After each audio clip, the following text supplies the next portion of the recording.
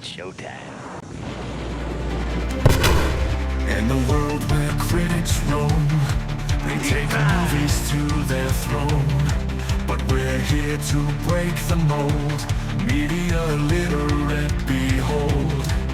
Every flick and every show, we dissect to let you know. Not with grace or high IQ, but with fun and laughter too. Media literate, we're the voice. No need for wisdom, just your choice. Popcorn in hand, take the ride. We'll guide you all through the tide.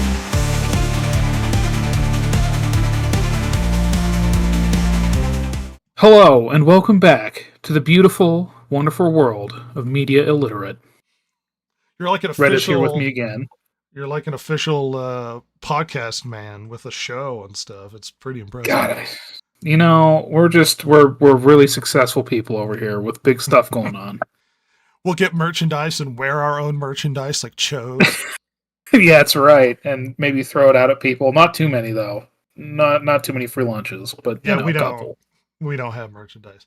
It reminds me of the what was the rule in wrestling where you never wore your own merchandise, you wore other people's? Oh yeah. So if you're going around like backstage and stuff, you didn't wear your own stuff because that's considered like chody to do. What you do is Yeah, it's like up your own ass. Yeah, so and they would like wear merchandise of guys that weren't being pushed properly and stuff to like make a point. Yeah, I like that. Yeah.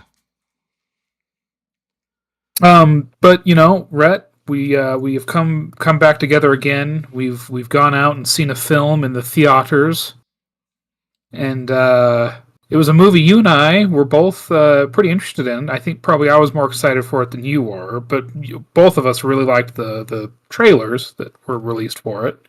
I think because current Hollywood has so broken me that it's hard to get excited or feel the hype for new movie because everything's terrible and they don't know how to make anything anymore. It's like, oh, they're bringing a franchise back that I love. I don't believe in it. And that makes me sound just cynical and well, you can't get hype for anything. It's like, no, I can. But I mean, when was the last thing that came out where you're like, oh, they really honored the franchise. They really nailed that. You know what I mean? Yeah, it's about the closest you get to that anymore, and which is relevant as of right now here in June of 2025, is just completely copying a previous film, but now in different format, i.e. animated to live action, typically. As is evidenced by How to Train Your Dragon. Change enough of it that people are slightly annoyed that it doesn't. It's almost like a danged if you do, danged if you don't, because you, in relation to like video games, when you're trying to remake something like, let's say, Oblivion, the hardcore people don't want you to change the game. So doing a good job would mean regurgitating the exact same thing, but with higher fidelity. And then you do that, and then it's like, but they didn't add anything. Like it's the same old janky movie. It's almost like you need to live up to the nostalgia, but also make it shinier in the process. And when it comes to films, it's we had Lilo and Stitch. The big complaint was it both was almost exactly the movie everybody already saw, and then also changed something at the end that ruined the whole theme of the original film. Yeah.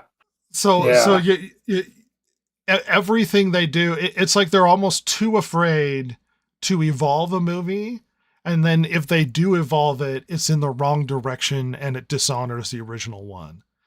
In a weird way, 28 years later, almost it's like it makes every effort visually and stylistically and whatnot to retread 28 Days Later in many ways. Yeah, it's interesting that you say that because, visually, and it is very much trying to kind of harken to that, much more grounded. Well, at least in the first hour. Before we go too far, I guess. Well, but I don't even know how grounded the first hour is. It's just much more interesting. Yeah, like the look and feel of it, I guess, which is such a. It's hard to define, I guess, but look and feel is close-ish. The trailer, though, I mean, is very noted within this last 6-8 months when it came out. I forget when, but for using that poem "Boots" and like an old recording of it, which is about World War I, is my understanding.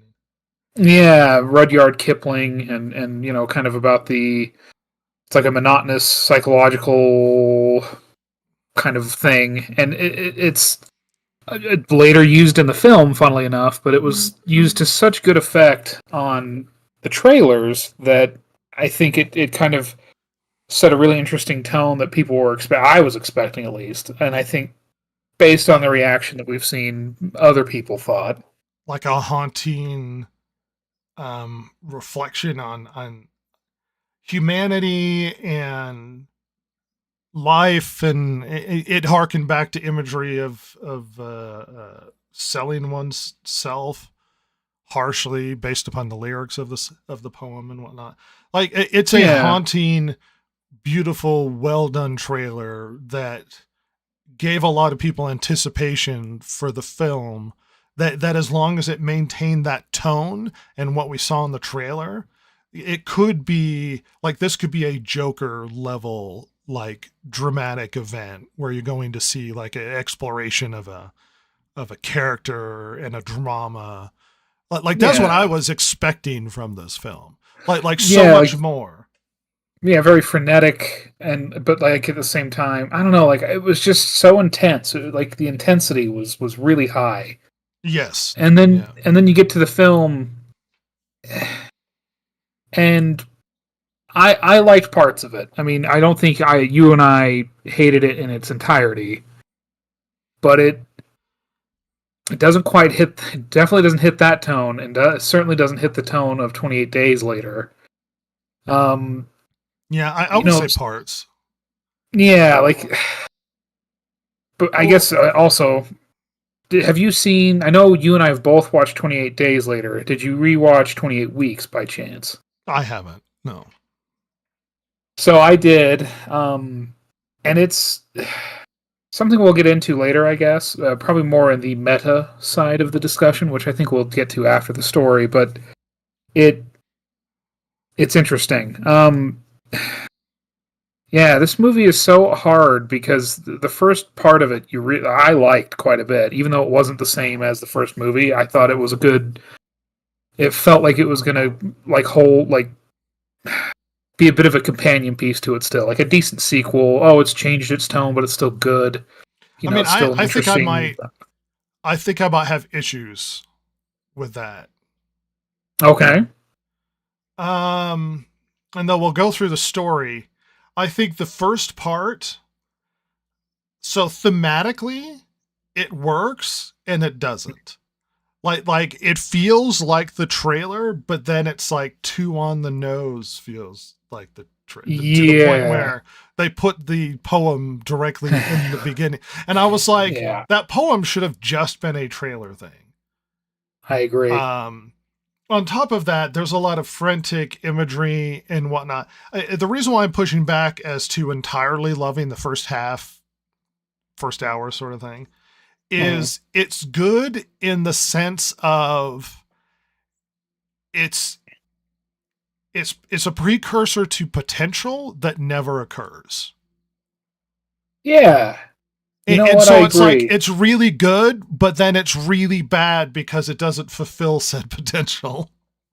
Yeah, I mean, it's like watching Lost or something. It's like it presents you with a lot of potential and mystery, and then it doesn't fulfill the potential and the mystery. So Lost is really good until you're exhausted with nothing ever getting answered. The show doesn't have the problem with stuff not getting answered. It has a problem with what answers is really stupid. Yeah. Yeah, and I like, Danny Boyle, who is the director of this film. This film was filmed back to back with its sequel, 28 years later, The Bone Temple, but they have different directors, which is interesting and kind of rare. I've not heard of that really, but Danny Boyle's known for like really like fast cuts. You know, the editing's really He has a very fast-paced and- unique style when it comes to his which hasn't evolved from when he was a lot younger with the first movie. Yeah, and so there was parts of that editing that I was like, like you said, the bringing back the poem is really on the nose, and I didn't love that, but you know, whatever, I could overlook it. It was interesting that it was bringing back the like bringing this imagery of like English longbowmen and stuff as they're like getting ready to go out and walking through. Yeah, there's a lot of symbolism the that woods. I struggled to fully put my thumb on. And maybe that's the sort of thing where I'm going to have to watch it 3-4 times to really kind of get an idea of what they're trying to say. But then again, it's like, do I want it watch it 3 or 4 more times? Maybe Do that I first really hour. care? Do I really care to sort of sift through the metaphors that he's presenting Mhm. in this weirdly stark? It's like if that kept going, then we would have something interesting. But that didn't keep going. Like that weird. I mean, I almost got a similar, if not directly, but in tone, some other odd artistic films like gosh, what's that one where it's like that springtime thing in Sweden and they're Midsummer. like an odd, unsettling feel that there's a lot more under the surface and stuff. And that's the funny thing with the way he was doing his symbolism, his metaphors and stuff. Mm-hmm. It's like he actually had something to say that he wasn't willing to tell you. Yeah. Because I think he was trying to tell you something about what it means to be British and English and whatnot, which goes nowhere. Yeah, and you know, and to be fair, maybe I should have done better research, but I just, didn't. But I know it's been said that like Danny Boyle or Alex Garland or both have talked about like this film being kind of it's about Brexit. It's about, losing our culture. And it's about stuff like that. And I don't know if that's, to be fair, this is what I've heard. I have not seen this myself. Well, that doesn't make sense and makes sense at the same time. Yeah, exactly. And I don't know. And some of the imagery that was really cool at the beginning of this movie, like the red filtered, like nighttime shots of the infected, like oh, sure. really cool, really striking. Visually, very unsettling. this is very, I mean, if we could just make him not direct or write anymore and just do the filmography, do the visuals, if you will, of other films. Yeah. Then we'd be good. Just get a better director and writer to make his stuff. Yeah. And because that imagery never comes back. No. It's and that's really unfortunate. Do we know the film like how long they made this? Because I wonder, it almost feels like, and this might be me trying to dismiss what he did with it, but it almost feels like he made a movie, stopped for 10 years, started making it again, stopped for 10 years, and then started making it again. So like, did this cross over COVID or something? Yeah, so way back in before, I mean, like mid thousands, like after 28 weeks later had come out, that development of the third film had was beginning. Now, granted, development can mean writing, could mean like bringing writer and director together to hash things out, whatever, Like and concept producer. art or something. Yeah, it can be really basic, Pre-production. bare bones stuff. Yes. But then they apparently, like in July of 2007, Danny Boyle said that the story had been mapped out for the third installment, but that Alex Garland later said that due to differences involving the film rights, it had been delayed. And I mean, this is so. I mean, since '07, it's been in like development hell of some variety, whether because of rights or just things not really coming together. Probably different projects bringing, Danny Boyle away from it, or Alex Garland, or whoever. Who owns the film rights? I don't know, and I'm assuming that was a problem back then and not now. Well, I mean, it's they are cult classics. The 28 Days and the 28 Weeks. They're cult classics, but they're not massive financial bangers. So I don't know why they would be so belligerent to fight over the rights of the 28 whatever. And I mean, they both made money, and I'm assuming they both made a lot of money on home video, would be my guess. Well, sure. I mean, in the first one, looks like they didn't spend that much money at all on it. So any profit would have just been right in the pocket. Mm-hmm. So apparently, it seems like in earnest, work had started in 2019. Okay. And like really, like it was probably starting, and then COVID, and then 2022 is when it seems like it really hit. As far as like bringing people together and getting it going again. So it's a long road, kind of a development hell, which is not uncommon in the industry, of course. Yeah, this is also, I mean, speaking of development and budgets and that kind of thing, I mean, $60 million for this film. Now, that's how much I'm curious. On it? Mm-hmm. That's cheap. I mean, for this day and age, absolutely. And I'm wondering if that includes the second movie, like the sequel to this one, because they were filmed back to back. To make it, much more efficient. Yeah, and if that's the case, I mean, this is a very good looking movie for that money. Well, they save money on cameras. Oh yeah, filmed with iPhones, which is interesting because famously 28 Days Later was filmed on a pretty cheap digital camera. And frankly, it looks like it, but it gives it a very interesting homemade film. Yeah. Even visually, it's striking and beautiful. Even though the technology is better, it still has the feel of one guy holding a small camera following what's going on sort of thing. I mean, there are drone shots in it, and it makes me wonder whether or not they just duct taped the camera to the drone and then had it fly over. I mean, honestly, probably for that kind of money, I would not shock me. As opposed to $1 million cameras, it's like $1,000 iPhone. Yeah. I wonder if Apple put money behind it too, because they're like, we like the idea of filming a big movie with the iPhone. It would not surprise me. And it creates, especially how Apple is. And the iPhone, oddly, because it felt like something different visually was going on with it. And I don't know if it's the technology or if there's intentional like adjustment of color and lighting on their part. But like there are moments where there's like flashlights going down tunnels and stuff that cast a very striking visual difference than you normally see in most films. It's like the brightness from the light is heavily contrasted with the heavy dark around it. Like it's hard to describe, but the color comes across in an almost,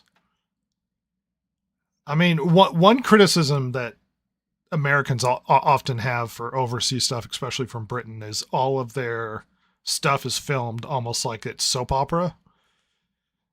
Yes. Like the colors seem to be flat and things seem to be, but it's like, this is like the height of almost a soap opera feel, where it's like the colors aren't necessarily striking, but the resolution and the visual acuity really is. So it gives it a very British feel, but also in a very strong, like high resolution way. I don't know if I'm getting my point across well. Yeah, I think I know what you mean. Yeah, like it's not like it's muted or anything, but it's not like it's not overly saturated or desaturated. Yeah, like you'll get with a lot of American Hollywood stuff. Yeah. Yeah, where they really bump it up one way or the other. But yeah, so I mean, I guess before we get too far into it, it's time to kind of get into the story, because there's plenty of things to talk about more on the meta side or the production side that we can get into a little later. But story-wise, we start out at the very beginning of the movie of little kids, which we kind of saw in the trailer, sitting in a room watching the Teletubbies. You know, this is my favorite part of a zombie movie is the outbreak. It's my favorite part of Walking Dead. It's my favorite part of the recent recent. But every zombie movie, it's that outbreak that it's the most interesting one because it's the chaos and the collapse of civilization that happens almost immediately. Mm-hmm. There's like the famous opening for Dawn of the Dead, the remake. Dawn of the Dead, yeah, that's what I was thinking. Yeah. Mm-hmm. Very, very. I mean, you know, it's my favorite very, part of a striking, movie. very intense. Yeah. Zombie apocalypse. Oh, Zack is a lot Snyder. of fun to watch. Yeah, Zack Snyder, so much potential and yet so little. Yet just terrible. He's terrible and interesting. Look, we're not doing a Zack Snyder conversation in this podcast. Are we going to watch all of his movies and talk about them? No, definitely not. Despite the fact that apparently there's been an effort online of Snyder fans to destroy the new Superman movie. I don't know if you've heard that. Oh my God, really? Jesus Christ! Yes, who cares? they apparently are brigading to try and mass bad review the Superman movie to make sure that it gets damaged because they hope that somehow Snyder's gonna. This isn't gonna happen. This isn't gonna happen. Dear God, that is the lamest shit I've ever heard. Well, it's the Snyder fans baffle me because it's like he's not even that good. Like, why are you so? No. Why are you so desperate and attached to this man? You know what? They had their victory lap with the Snyder Cut. Yeah. But now we are post Rebel Moon. That was more than you deserved, that Snyder Cut. And what was the other one? Zombie Army, which weirdly enough ties into this movie, at least in my opinion. Army of the Dead or something. And visually, that movie was really bad because he got obsessed with like the camera. And he got this old camera that you can't get anymore, and the lens had a problem with it, which gave it this weird effect with the filming. Yep. And it's like, oh, cool, it gives you an interesting effect with a really shitty movie. Yeah, and it had like dead pixels in it too. Like, God, that movie was stupid. That's like filming an old Grindhouse sort of zombie film. Yeah. Where you're trying to like, and it's like, I mean, the reason why Grindhouse movies are jank is because they're cheap and poorly made and jank. Yeah. Which, I mean, and not to detract from trying to talk about the plot, but which was what was so interesting about 28 Days Later is because zombie movies originate in America, but they've been picked up and heavily loved. I mean, they're Japanese zombie movies. The Koreans love zombie stuff. Oh, yeah. Mm-hmm. The 28 Days or Years or whatever movies are basically the quintessential British zombie films. And they didn't spark that. I mean, I'm not super tapped into the British market of movies, but it didn't seem like they sparked a huge flood of British zombie stuff. Like with the Korean stuff where you just keep getting films. Like the 28 Days Later and the subsequent films after that are pretty much the British zombie movies. Yeah, I think the biggest impact the Days films have had is Fast Zombies. I think that's the biggest thing. Because after 28 Days Later came out in 2002, in 2004 we had Dawn of the Dead from Zack Snyder, Fast Zombies. Right. Maybe Shaun of the Dead is perhaps the... oh, sure. That came out post 28 Days. And it also took jabs at 28 Days Later. Sure. With the little newscaster being like, with reports of it coming from rage-infected monkeys being bullshit, and then like cuts off. Actually, the whole 28 Days Later is really interesting visually, and that first scene with the monkeys looks like it was filmed by like a college like project for a class. Like that's how bad that first scene looks. God, you know what else that scene reminds me of? Now that I think about it, is the first Saw movie. Yeah, just really janky. Even the first Really Saw movie stark looks like lighting. it's well. Even the first Saw movie looks like it has better. I don't know what you call it, like effort. Oh, like production, yeah, Yeah, Mhm. better production. It probably had better cameras. I can all but guarantee that. Well, it as I recall, that monkey scene in the 28 Days Later is just it felt like a dark warehouse. Like anybody could have done this with a couple of tables and some monkeys. You know what I mean? yes. The hardest part it's- is going to the ape rescue. Yes, like the monkey, the monkey, the production value isn't there in that. It felt like something filmed from I don't know, like that jank sci-fi British show that they used to do all the time. Doctor Who, No, but also janky. Red Dwarf. Red Dwarf. Well, like just a Mhm. cheap room with stuff, and you make it dark Yeah. enough that you can't tell a lot of the dimensions of the room. And he films with such odd, hard like cuts, and he is in love with strange Dutch angles and even Dutch angles commonly. And look, anybody artistically can film a film in any style they want to. Classically, Dutch angles are used to visually give you a cue that something's not quite right. And he'll use Dutch angles in the normalest of scenes. Yeah. Yes. He'll use Dutch Just angles. walking over to a nightstand or something. Yes, like liberally. And then he'll have like a weird dramatic moment or something that's like goofy going on, and he'll film it very flat and very like straight on. Almost like we need to look at this. And that's an interesting I guess if he's going for that, that's interesting where what would be considered off or terrible or dramatic, he wants you to clearly see it, as opposed to everything else is filmed like a mosquito is hiding in the corner of the room with a cockeye looking down upon everything. Mm. And you know what? I just saw a photo from production of them filming this stuff, and you should see the setup they had with these iPhones to film this stuff. It's like a big, like U-shaped piece of. It's probably like board with like square tube metal, and I mean it's got like I don't know how many iPhones. I mean a dozen, maybe more, maybe 20. See, because the iPhones are so cheap, I imagine they had a lot of them to get a lot of angles. Yep, and it also could have these, and you know, with how some of this is edited and put together, especially with The Infected, where like it's really juddering and like quick shifts in like the perspective as far as the camera and all that.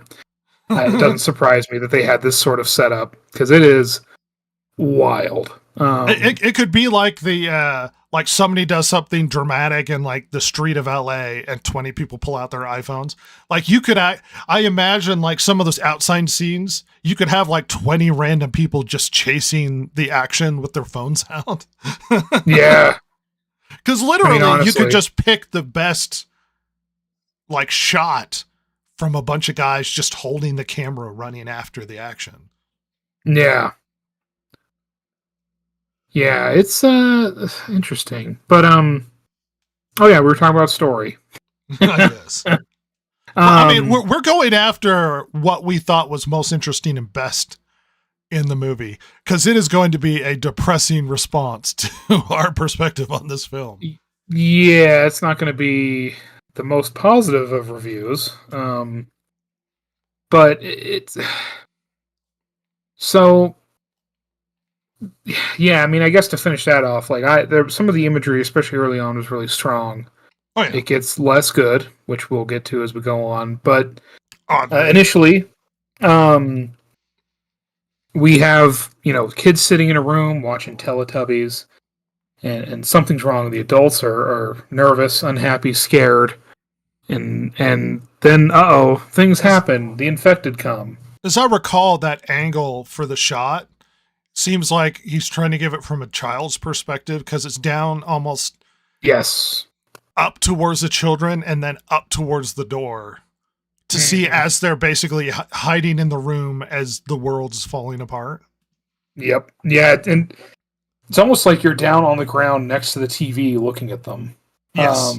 I actually quite like the angle. It's an interesting visual of the kids sort of trying to pretend everything isn't happening and attaching themselves to a world that is no longer going to be, despite the fact that Teletubbies is probably the most horrible part of this film. Yeah. Which, yes. But you won't know that for another hour and a half, 2 hours. By the way, there's been weird Teletubby theories when it comes to this movie.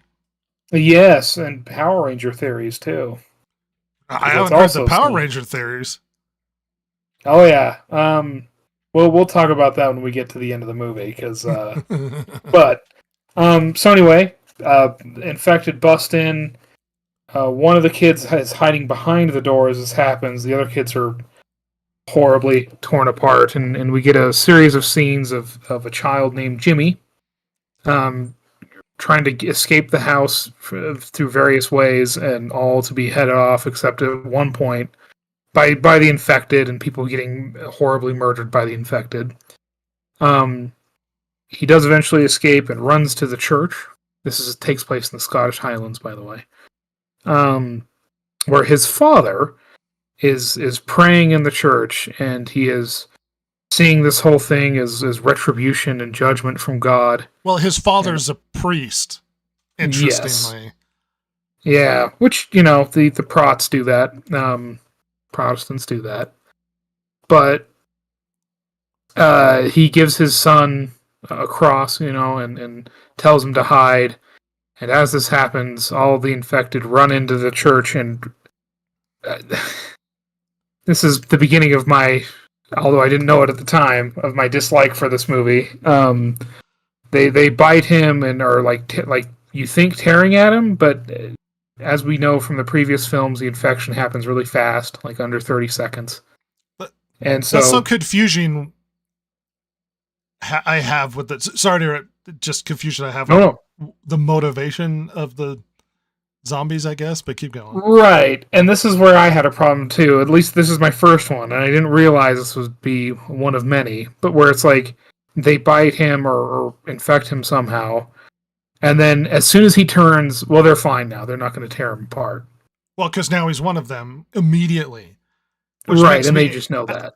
Well, right, which makes me ask, what are the zombies trying to do? Because these zombies are not like the undead necessarily. Right. Like happens with a lot of other films. They are infected with rage monkey stuff. So they're basically hyper enraged people who are just lashing out at everybody angrily. But weirdly enough, instead of also fighting other hyper enraged people, they're considered friends. So they only want to attack the unaggressive, which doesn't make any sense because if you're hyper enraged, you would just have perpetual fights with other hyper enraged individuals. Yeah, and I guess we kind of see this a little bit in the first movie, where like Cillian Murphy's character Jim, he goes into the church and says hello, and you see like two faces stare up at him from the pile of bodies on all the pews. But like, I mean, we are in the midst of the attack in this scene when this priest is getting attacked. Like, you think they would just keep tearing into him, but no. Now that he's one of theirs, so they're not really trying to eat even though you see them eat people in the other movies. That's what's so confusing. Because in I think of the first movie, there's a scene where a zombie's eating a guy, and then like he gets their attention and the zombie stands up, and then the guy he's eating stands up. And I was like, so are they trying to eat their victims or are they not trying to eat their victims? Yeah, and it kind of seems like it depends on, I mean, because like in the first and second one, we see them like, attack somebody and then move on to the next one because there's somebody right there real close. Right. And it can either just outright kill the person and therefore the infection doesn't matter, or it doesn't quite kill them and the infection does matter. And maybe we're getting too detailed, but there's a huge question as to what exactly do the zombies want? I mean, it literally looked like a scene out of like a musical, where like everyone's on top of him, and then he's changed, and then everybody pulls back, and he like comes out with his arms out, Well, and even more so because there's a huge aspect to this scene, which seems like he may or may not be trying to make a commentary about religion, because the priest, his father, Jimmy's father, basically he's like, oh, they're coming and we need to get out of here. And he's like, no, it's the apocalypse. It is God's judgment. It is our time. It's a new change in the world. And he's basically gone through like a religious psychotic episode where he's like, this is God's plan. We're all going to die. And then he's raising his hands almost in this cross-like figure as the zombies come in and tear at him and then give up immediately. And now he's just zombie man. And it's like, so what exactly are you inelegantly trying to tell us here, Mr. Boyle? Yeah.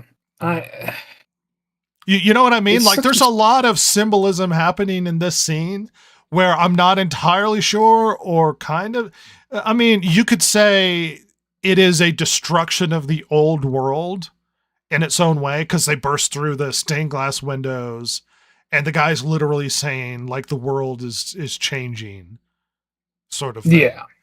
Which also doesn't work because the world didn't change, which we will get into later. Right. So is it because it plays out like a play? Is it supposed to be talking about religious people being crazy? Is it talking about like how we used to function is no longer the case? Like I'm not entirely sure what he's trying to say, or is it just visually really striking? Is our issues and commentary on the fact that the inconsistencies of what the zombies want being an issue, is that irrelevant to the point that this is more of a visual journey as opposed to they're really trying to tell you something deliberate? Well, if it wasn't for the rest of the film, well, I would say it's just a striking visual, but then there's other parts of the film where very clearly he's trying to say something. Yeah, so I don't know. And by the way, we're going to say zombies. We know they're not actually undead, it's just infected, but but just what do they call it? Like rage, whatever. Yeah, it's like rage infected people. Whatever. Infected zombies, mock sneaks, same thing. Well, 6 of one, half dozen of the other. They even talk about them, like in the first movie, they talk about them like they're people. Yeah.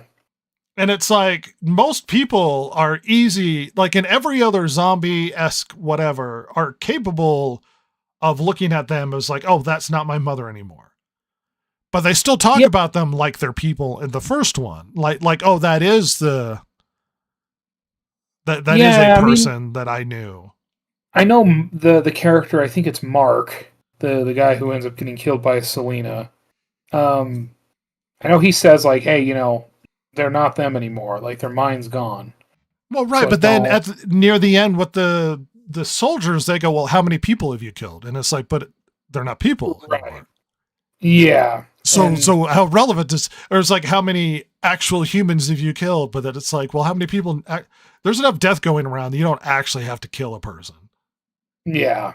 Yeah. It's interesting. Cause like, there's also the aspect of that too, where it's like, they were killing uninfected people because they were dudes. But sorry, like, I keep derailing us, but that beginning scene is really like, you're right. It plays out like a play. Like he almost turns and accept, like they're overpiling him, and he kind of rises out of the group and lays his arms out like a cross.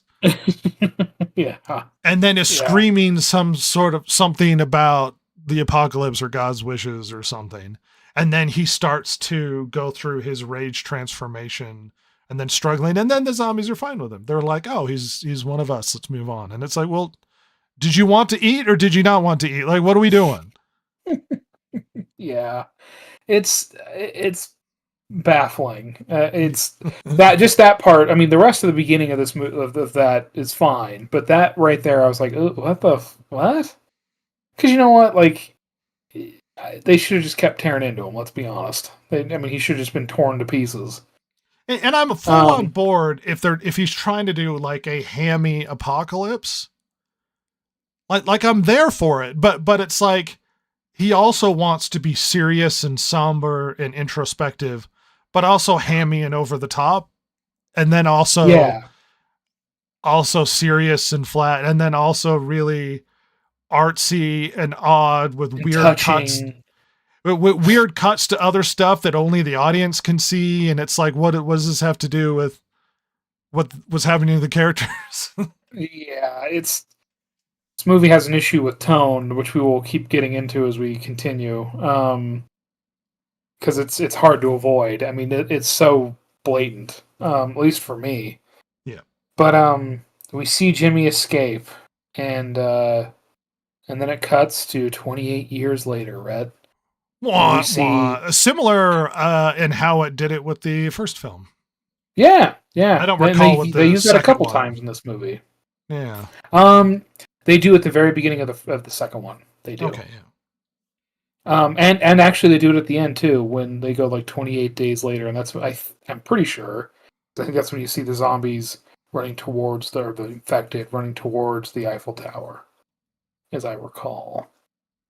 But we start in this cute little house in coastal, what I assume is Scotland. It is Scotland. And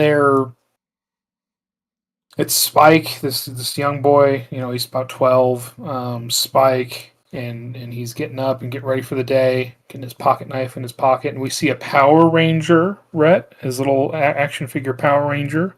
Okay. Which he decides not to take with him, but it's the Red Ranger, as I recall. So some Japanese supremacy commentary. I got it. Well, I mean, it's got to be there.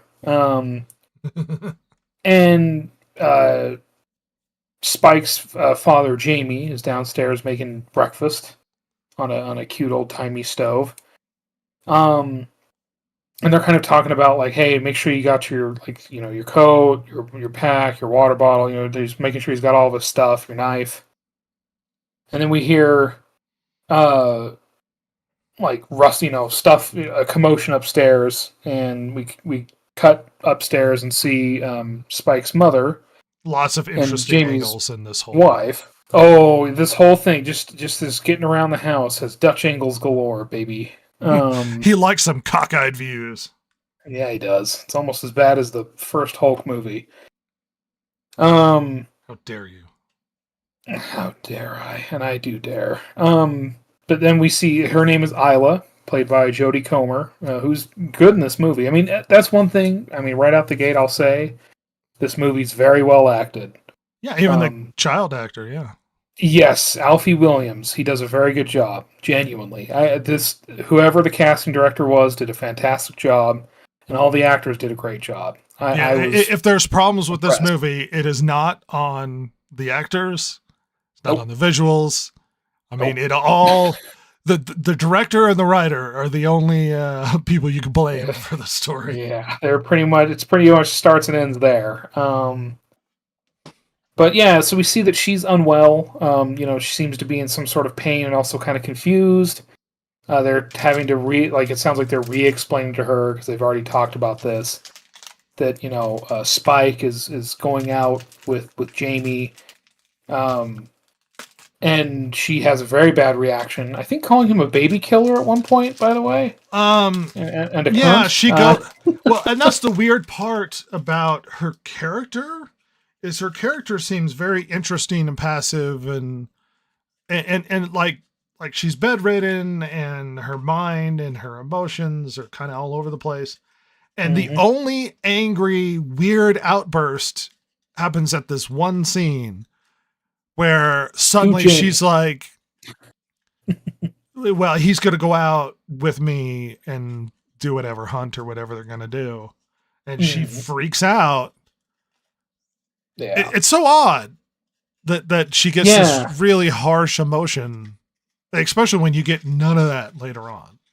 Right. Like, yeah, you don't realize it's odd until you think about it after you've finished the movie and go, she never got pissed off later, like in the movie. Never. But yeah, so we see there's some problems going on in the home, but there seems to be a lot of love overall. Yes. Jamie and Spike head for the entrance of the village. So this village is on a little island just off the coast, and it's connected to the rest of the UK by a little causeway that is covered up. That French city. Yeah, that cool French castle. It's covered up during high tide and only available during low tide. Which is the best case scenario. Like, by the way, this town might as well be paradise when it comes to how difficult the world is in Britain at the moment. Yeah, I mean, that is probably about as good as it gets. Like, the best case scenario when it comes to defending yourself. Like, with zombies that run, and the zombies running is a big deal conceptually, and with zombies that run that can easily overrun and overcome any settlement, the fact that you have this only part of the day is their access to your town, and because of that, you're mostly protected, and then you have a narrow causeway in which they will attack, so you have an easy way to defend it. Like, this is paradise in terms of an apocalypse. Yeah. Yeah. It's also lovely, too. Yeah, it's, cute little old school British town. It's neat. It's cool. Cool town. So Jamie and Spike head for the main gate of the town, and they meet she kind of seems to be like the head of the village, I guess, this lady, or at least. By the way, everybody in the town knows everybody, and everybody knows that he's going out for his first time, and they're all wishing him well. Like, this is the loveliest. This is the loveliest. We're all working together. We're all in this. Everybody cares about each other. It's just a lovely place. Yeah. They're all really impressed, almost. They're like, they're congratulations, you're going to do it. That's like from children to adult. Everybody knows that he's going out. It's a big deal for the town, not just for his family. Yeah. So, they get to the main gate, and they see, I think it's Jenny is her name, and I guess she's a part of the leadership council for the village. Sure. And she just wants to, she's like, hey, like, Spike's kind of young. Like, normally it's like 14, 15. He's 12. And Jamie goes, oh, no, he's ready. He can do it. He absolutely can do it. And so she talks to him, to Spike specifically, and just, like, going over the rules and, like, what, like, hey, look, if you get stuck out there, we're not coming. Like, you are on your own. There is no rescue. Yeah, we don't go out to rescue people. No, because and like she like it looks like their graveyard is kind of right by the main gate, so it almost implies like, yeah, we did that before and it went badly, so we're not doing it anymore. At least to me, that's what it implied. And there's some logic to that philosophy. Like, you go out and things go badly. If we send lots of people to save you, I mean, it went badly. We're just putting more people in danger of dying. Exactly. Yeah. I mean, it is logical, but there's a reason why they make a big deal about this to justify what wouldn't have happened, but we'll bring this up later.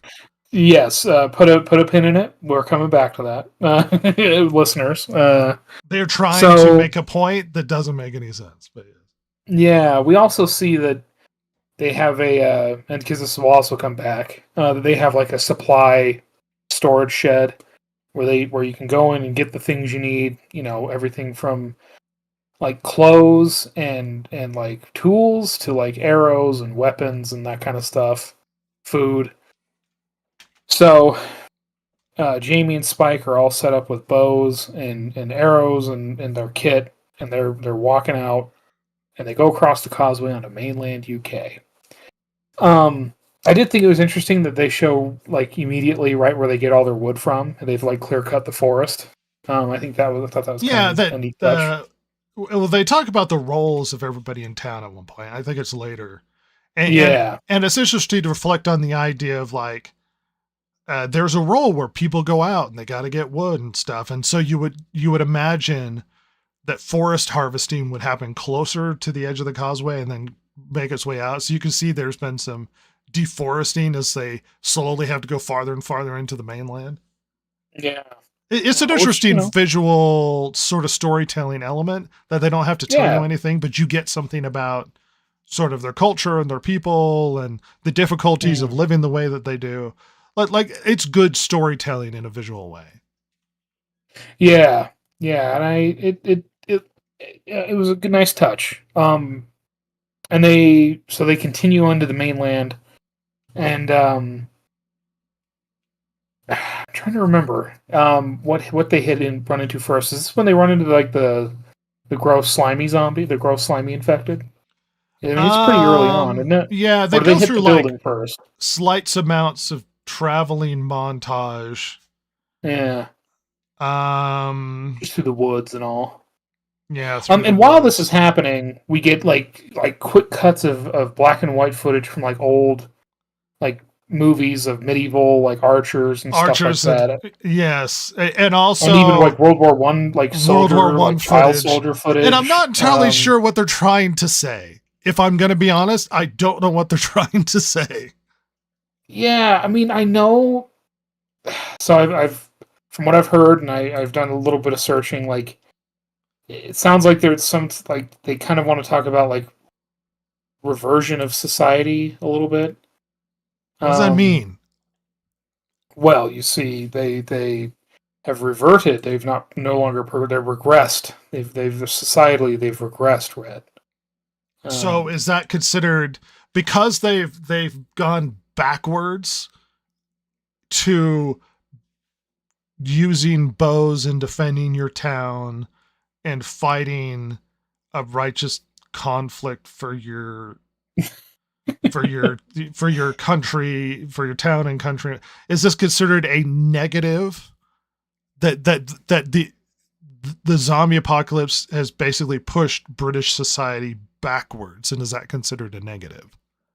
Yeah, I don't know. Because you could take it visually in different directions. Like you could see the cuts to classic, what it meant to classically be English or classically to be British. And you could see those cuts as it's like the spirit of the English are coming out to hold on in the event of this apocalypse. Like you could see it as that. Yeah, which I would take it as. I think that's a really cool thought and image or whatever, right? And well, it should be pointed out this visual is for us. It's not for the characters. So so this is the director and the writer talking to the audience. Right. Oh, by the way, the little village has an English flag. Yes, and they're in Scotland. Not a Union Jack. Yeah. So I'm confused as to what this is supposed to mean.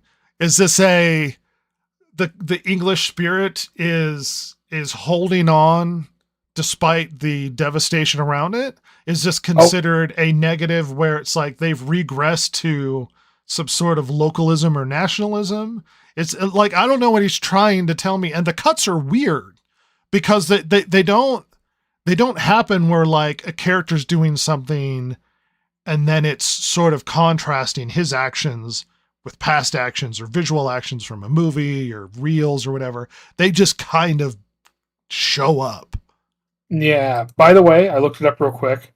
This island is actually in England, just in the very north of England. But yeah, east side of some kind.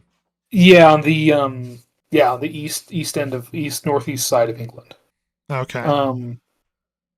But the English flag is still an odd choice, considering. I think you're right. I think it's like it was just a callback to old. Well, like English nationalism, and is that considered a negative? Like, what is he trying to say?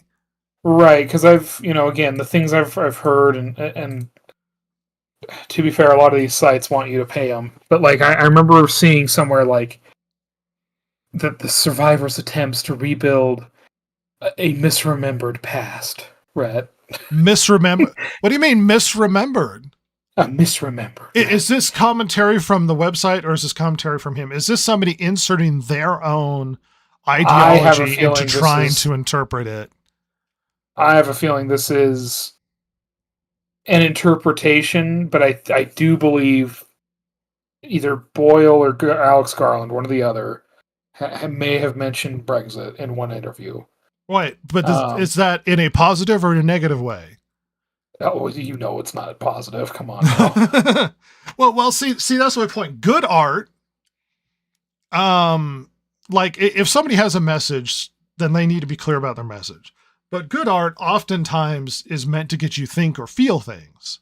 Mm-hmm. But oftentimes isn't trying to tell you how to think or feel, not necessarily. Now, I'm not trying to pinhole art, but it seems like a movie, when you leave it ambiguous, what you do is you open it up for the viewers to interpret the film almost in the way that slots into their own ethics and morality and ideology.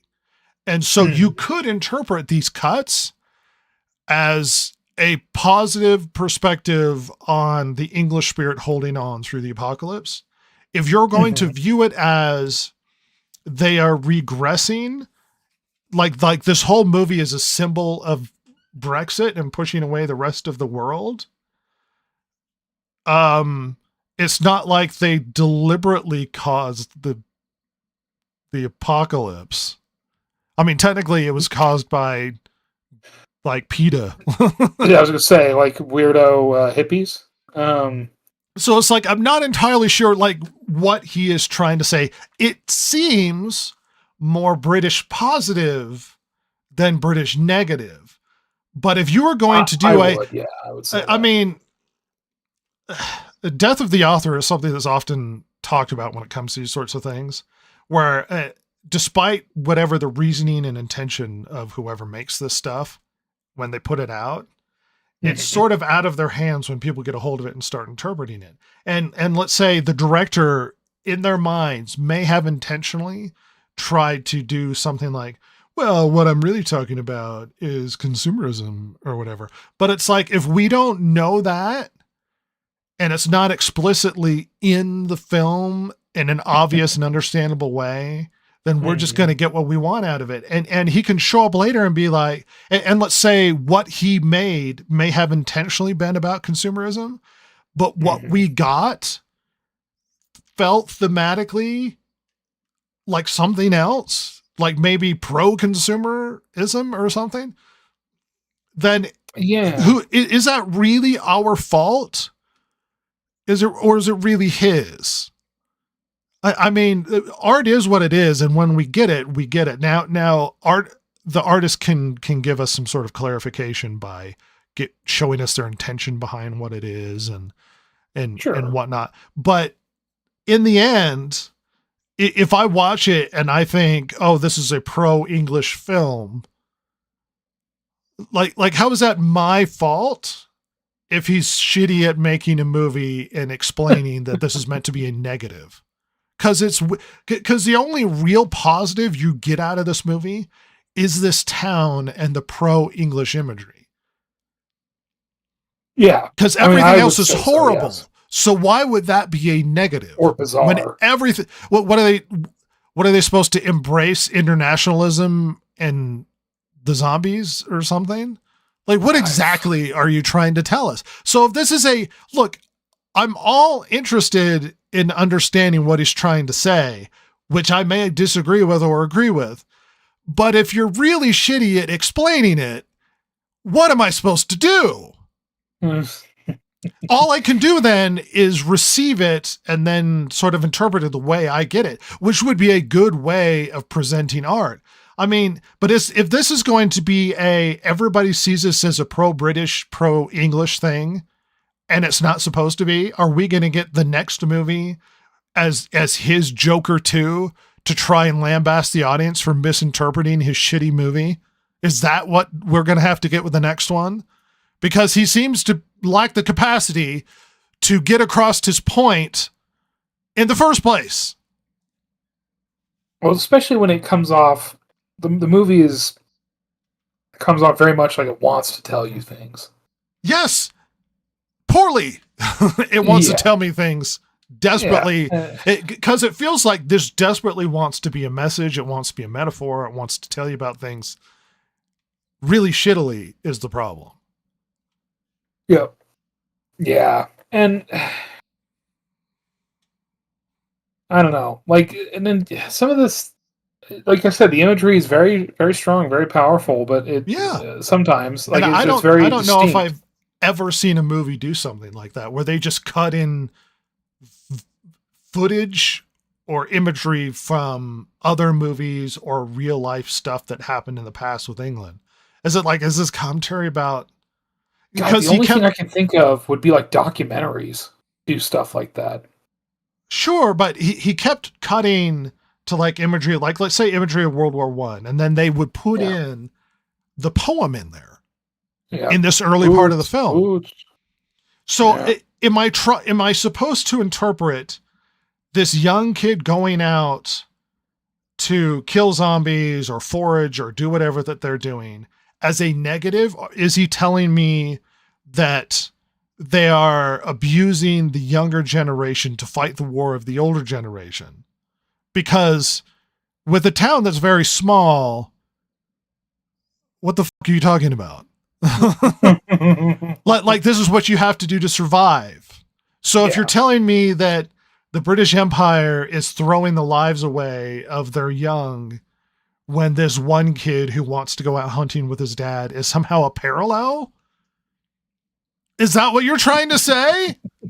I don't understand, Danny Boyle. You're a psychopath. And just, I mean, how stratified society is. Everyone has their role and this and that. And they're harkening back to an old time, and they've regressed, Red. They've regressed. But they haven't shown me that's bad when it's the only place in England that they can survive. They haven't given me the indicate. It's one thing if they were in like a horrible place ruled by like a sort of allegorical king or something. Right. Well, metaphorical king or something who is ruling with an iron fist, and he's making parents take their kids out to go do stuff. But the place is seen as lovely and they all work together as a collective town, and it's not a terrible place to live.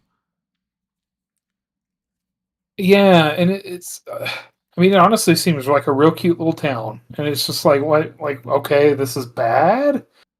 If they made it like a monarchy, English spirit, then they would have circled that metaphor in an interesting way, but they didn't make it like a monarchy. They didn't make a apocalyptic town where some person is ruling with an iron fist at all. It's a great place compared to the horrors of everywhere else. It's the best place to live.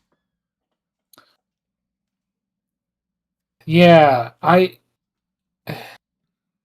very strange. The whole, I don't know. We should probably because keep if moving, this is, but it is weird. we should probably keep moving. But if this is about Brexit, then it makes Brexit sound like a good thing, and the zombies are immigrants or something. Well, I don't know. There is a really stupid Swedish soldier later. Don't you want all of them in your country? They're idiots. They're great. Well, and he makes them out to be stupid. Very much so.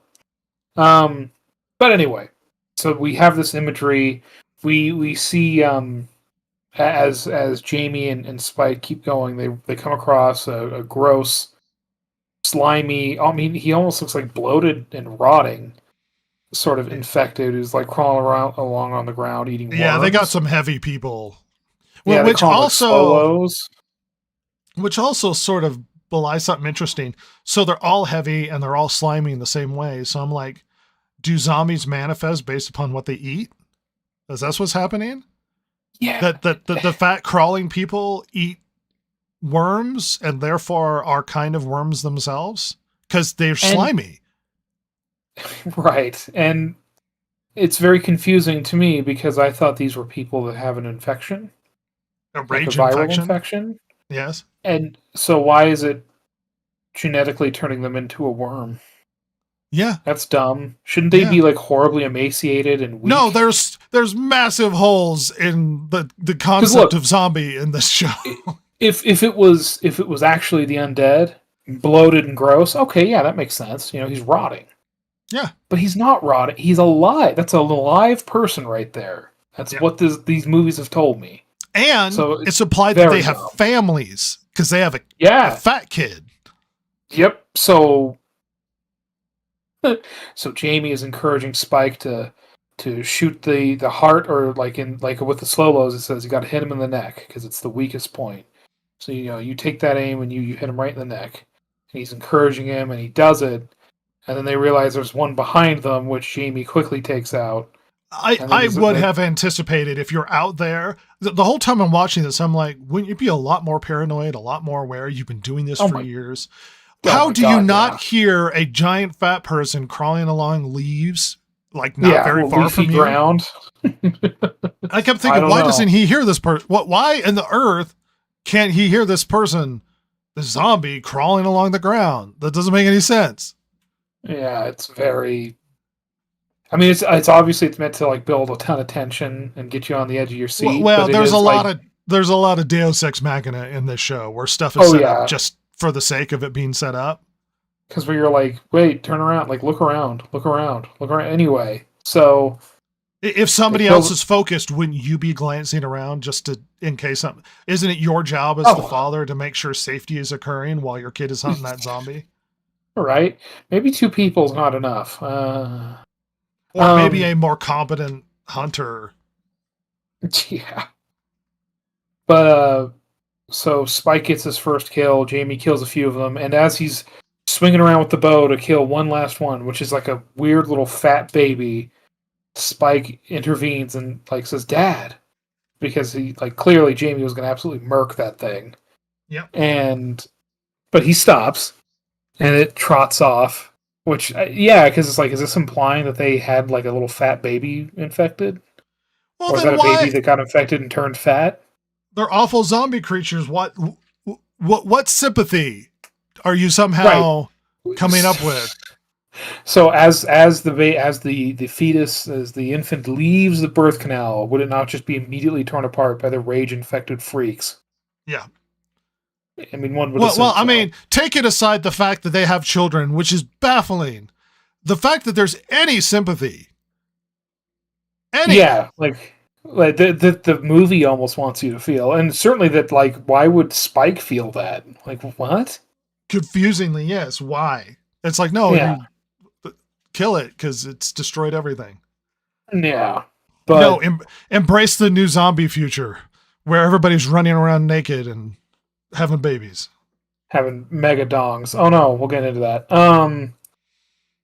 But so they kill some infected, and well, good job, Spike. Like, and then they see a huge later they see a huge herd of deer. Bafflingly massive, huge. I mean, like in it, like, does everyone remember Jurassic Park and that huge herd of Gallimimus Yeah, that they have to hide under the log? it's causing like an that earthquake huge. as they run.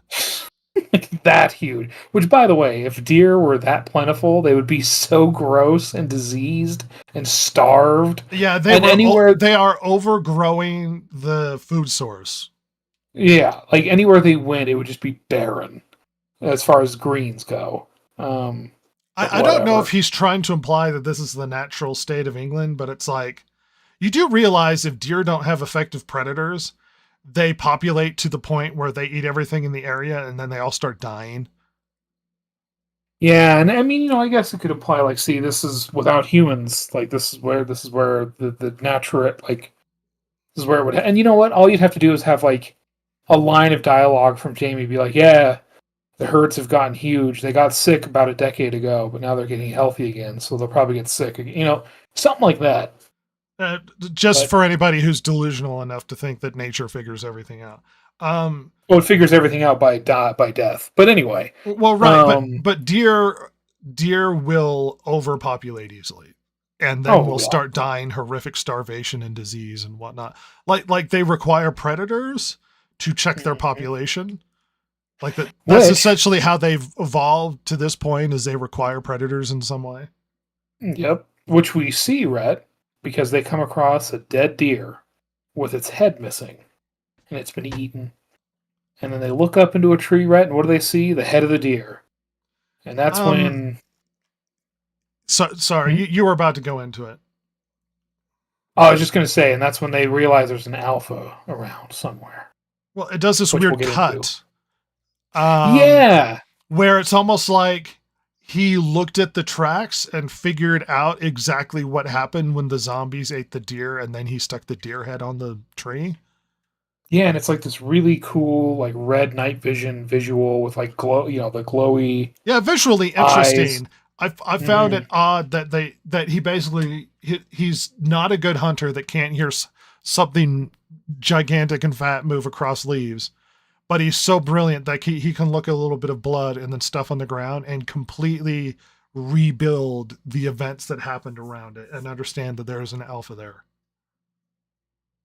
Yeah, I mean, I guess because it's so high up in the tree, but then, like, why would an alpha put that up there? But whatever. Um,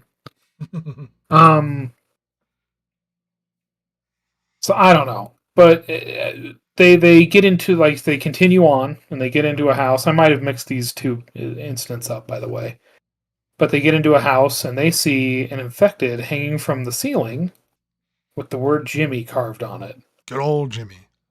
Good old Jimbo. And of I wonder course, if we're obviously, supposed Spike. to think, is that Jimmy the kid from the beginning or what? Well, not to go into spoiler, like continue, but like we do see later, like Jimmy has written his name on buildings that like closer to the town. So my assumption is that this is either somebody leaving a message for Jimmy, Well, right, who we will meet later in the film, or that's Jimmy doing it. with further information, yes, but at the time I was like, is this supposed Yeah, to like, be like what is that happened to Jimmy? Jimmy? You know what I mean? Yeah, and at the time I was like, wait, I thought I was like, is that supposed to be for Jamie? But his name's not Jimmy, and then I was Is like, it a wait, that's the guy from the message? beginning. Or Right, so- and like and Aaron it seemed Taylor odd, Johnson's character. Oh, right? what? And it seemed odd to kill a guy and then write his name on it. So it's like, hey, everybody, this was Jimmy. Yeah, like, But people or do weird or stuff Jimmy did this. in the apocalypse, like psychologically, they all start falling apart. Yeah, as you do. Um, As was this but it's very odd because he's hanging from a ceiling, hands tied behind his back, and a bag over his head. Which, again, by the way, it has been shown to us in the previous films, and really in this film, well, kind of this film, that these are people that are infected. You would die with a bag over your head. He's not an undead, so how is he still alive? Good question. Because the body, the infected starts freaking out and flailing and almost gets, like the rope breaks and he's got about ready to kill. How do Jamie, dead like- people have babies? They're not alive. Yeah. So if they're alive with an infection that makes their minds go crazy and enraged, how is he still alive hanging from this? Like 28 years later is and all the other movies are just horrific when it comes to consistencies. What are these things? Like This what one exactly? especially is Yes. bad, though. I mean, like, this is shocking. To me, it really bothered me because that was one of my favorite things about 28 Days Later is that, like, oh, these aren't like zombies, or this is just a person. So, like, they can die. Which how makes me anybody think else maybe would. there's a cure if there's something that's gone crazy with their blood and their brains and stuff. Whereas this Yeah. one, it's like, no, they're just dead. There's no cure. Like you can't bring a dead person back. Yeah, like it because between the weird worm zombie and then this guy, you're like, so they are just like undead, but they're not, as we'll see later. Oh God. Anyway, so Jamie's kind of annoyed at Spike for not shooting the tied up guy in the head. Which doesn't make any Um, sense. He didn't have. I mean, there's one thing that's fear, but he didn't have problems killing a zombie that was crawling around, suddenly one that's pinned there. It's like, by the way, it's heavily implied that he has this sort of like, he gets afraid, or it's a little much for him. He's young, and the show really emphasized earlier, well, he's kind of young for this. Yeah. But they continue on, and they reach a field, and they start to go across it, and they stop, and they see, people on the horizon, very clearly infected because they're nude with crazy hair. And then you see a big guy who's like 7 feet tall. Yeah, they've devolved to cavemen. Yeah, and like Jamie's like, oh, it's an alpha. We see zombies coming over the ridge, and we see a real big tall infected guy, and that Jamie tells us that's the alpha. It's interesting that they set up this thing where zombies have like hierarchy and society and culture. I guess. Yeah, because we see that they're all like hanging back until the alpha is like screams or whatever, and then they all start booking it after them. I wonder what symbolism that's about.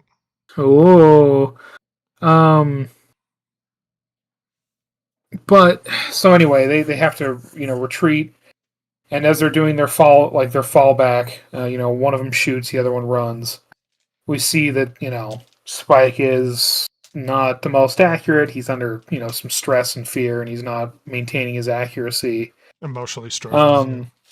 Yeah, and they end up back in the house where they found the Jimmy infected, and they end up stuck in the attic after using up all their arrows.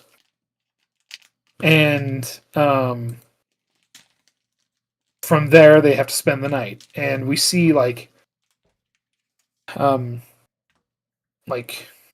the night, like Jamie's looking out towards the sea, and we see like a boat go by, and yep, he's like, oh, it's a patrol boat for the quarantine, probably the French. But Spike looks out the other direction through a hole in the roof, and he sees a fire. And he asks what that's about, and Jamie doesn't tell him. He says he doesn't know, if I recall correctly. Well, he tries to go to sleep, and all of a sudden, like rumbling, and he's like dreaming of all the deer. And you think, oh, the deer are like toppling over they're running so close to the house that it's like the vibrations are gonna topple the house. Well, they wake up. Well, Jamie wakes up and like grabs Spike and is like pulling him down. And by the way, I want to emphasize that despite some niggling bits, his dad comes across as extremely competent. Yes. Protective of his son, very good at teaching him things and helping him understand how to live out in the Badlands or whatever you want to call it. Yeah. Saves his life multiple times. And the reason why I'm bringing this up is there's a weird turnaround later, but his dad is extremely competent in this show. Yes. Yeah, he is. He comes off very like he knows what he's doing, certainly. But yeah, then it seems like maybe the deer weren't there. That was just part of like Spike's dream or nightmare or something. And they gotta start booking it. Because like low tide is soon, and like the infected are still about. Even if the low tide isn't right now, it's okay. We got to go. And we see a scene where, is it at this point, or was it the first time they see the alpha where like there's like birds flying around him, and he like almost commands them to go, like he yells, or like he's Sauron or something. Yeah, like they're Crabine from Dunland. Very strange. But anyway, like the alpha's in hot pursuit. But they don't realize that till they're like going across the causeway, and it's still like the low tide isn't like out entirely yet, so there's like about, I don't know, calf knee high worth of water, but they're going across anyway because it's low enough. And all of a sudden they hear behind them like bellowing and like splashing, and it's the alpha coming for their ass. Well, they did the classic. In a dangerous situation or in a horror movie or in an action movie or anything, we're safe. We're going to put down all of our guards. Yeah. And it was like I would run until I got back to town. Oh god, yeah, you couldn't. Like yeah, there would especially- be no stopping and be like, "Oh, we made it," even though we're not safe. Yeah, none of that. Everybody, we made it. Let's put our it's like the in the middle of everything falling apart, two characters hugging, and it's like, run! What are you doing? Oh god, keep going. But so they like suddenly pick up their pace, and of course, like Spike trips and it's eating up time. And oh boy, they're building tension, right? Like it's getting real tense. Yeah. That big guy's gonna get their ass, and they Once again, the father extremely effective and protective and saves his son multiple times, and just a really great yeah. Mm-hmm. They end up making it to the like right up, like getting real close to the gate, and they start yelling like, "Hey, like we're here. There's an alpha right on our ass," and so they start shooting arrows past them, and then like a ballista. They're getting that prepped, and it's like slows down the alpha, but doesn't stop him, and he keeps coming. He gets hit again, doesn't stop him, and then finally they get the ballista in action, kills the alpha. And He even implied that they couldn't kill it because it would take 12 arrows to put it down. And I was like, yeah, even if you hit it in the head or neck or whatever, like that's how right, yeah, because they he's got like, yeah, super high health points or something. His HP's big. Listen, there's one thing we've learned so far about the infected in this movie is that it's like a video game. you see enough of the the trash mobs, like those slow, bloated guys, and then you see the regular mobs, and then the alpha. We're in a high He's got level a bigger area. health bar. We need to get out. Yeah, it's just so dumb. Like that kind of stuff reminds me. Well, I'll come back to that because it reminds me more of it later. But All right. So they get back into town, and there's a big party congratulating young Spike on his rite of passage. He did it, and his dad is up there giving spinning the yarn, if you will. Party is insane, and it makes no sense. Yeah, it's really intense. And like almost, what it reminded me of is like Apocalypse Now, kind of. Well, or it's just like hectic and like spinning out of control almost at one point. Even though it's a handful of people drinking some beers and telling stories, it makes it out to be town in England. Right. It makes it out to be like they've gone through like a cult like revelry of some kind. Yeah, which earlier they'd used imagery of like kids shooting arrows at like dummies with masks on them, and then like a kid wearing a mask as they're preparing the party. And the kid wearing the mask, no one acknowledges the mask. Yeah. No one ever acknowledges this mask. And it's this weird mask you see in the trailer, and it makes me think, is the mask real? Is this actually happening, or is this symbolically here? If it's actually happening, is the mask there to be a symbol for the villagers, or is it not actually happening? It's just sort of, it's like when you have a character see something, like they're going weird or crazy and they're seeing things, but he's making the audience see things.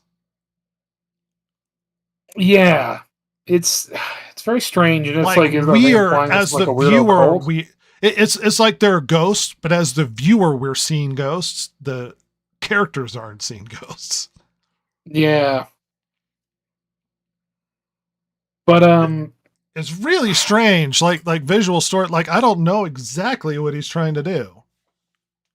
Yeah, I mean it's like interesting imagery, but you're not quite sure what he's saying. At least I'm not, and maybe it's just because I'm a big idiot. But well, we are media literate. We are. Can't criticize us. We admit it. Oh, they think they're smart, don't they? It's like, no, it's in the title. No, I am a moron. But clearly Spike is bothered by the yarn spinning of Jamie. He's bigging it up, so to speak. It's a fishing tale. He's bigging up his son, and he's like, "No, I wasn't brave." And it was like, "It's your dad. He's proud of you." Like, really, it's that big a deal. that he's bragging about his son and making his son out to. He's trying to make you feel good, and you're just like, nuh-uh. It's like, dude, it's your dad. He cares about you. He's bigging you. Yeah, he feels like a bit of a fraud. Like he's lying to everybody, even though he's not. But whatever. As the party goes on, we see Jamie get a little bit more drunk, and then he starts making eyes at one of the ladies.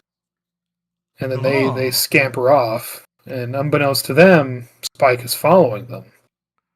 And he sees his dad getting his dirtiness on with this lady in like some sort of like underground tunnel or something. I don't know. Under the pier. Obviously, yeah, and obviously this really upsets Spike. So he runs back home.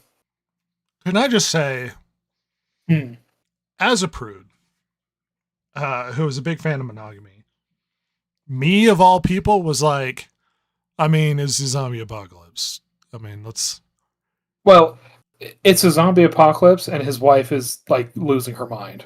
Is bedridden and unavailable. You know what I mean? And it's like whatever small comfort he's trying to take in the horrors of the world, most people would not blame him. But somehow, I mean, as we're getting into, the son has a huge moral problem with it. Yeah, and I mean, you know what? I'm fine with that. It does. We'll touch on this later because, like, it comes up later that maybe there's not some great communication going on in the family. At least not that makes it down to Spike's level. Because, well, I'll bring that up again when we get there. But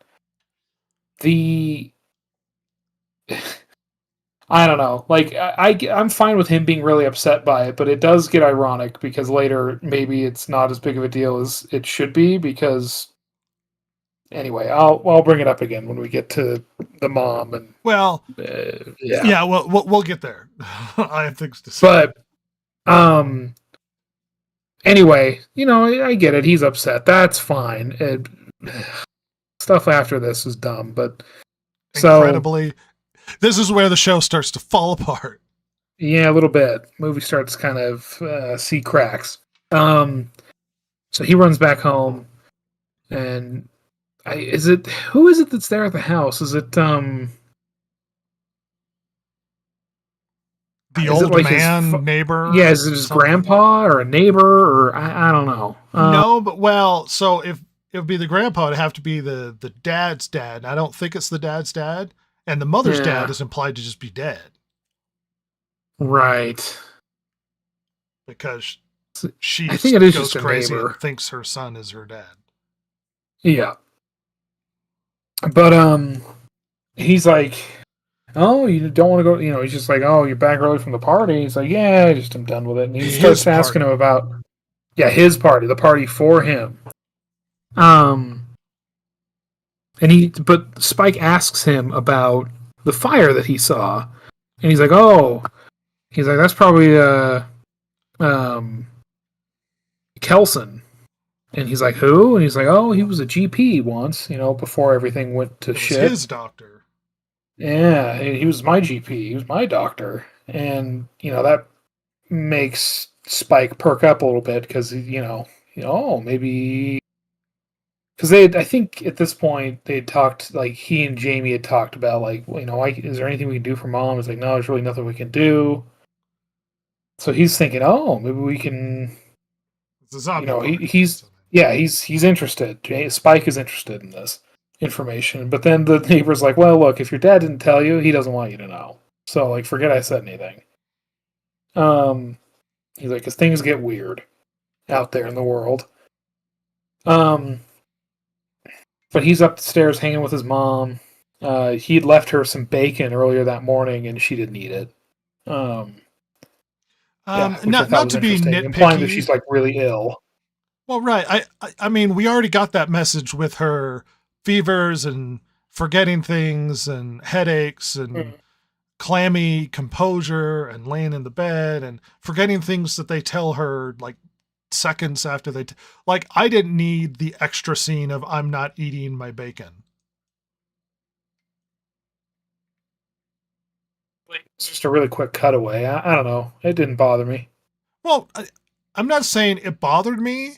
It's just sometimes you reflect on elements of storytelling and think to yourself, how necessary, like, are we wasting time with elements that are storytelling that is already told better in other ways?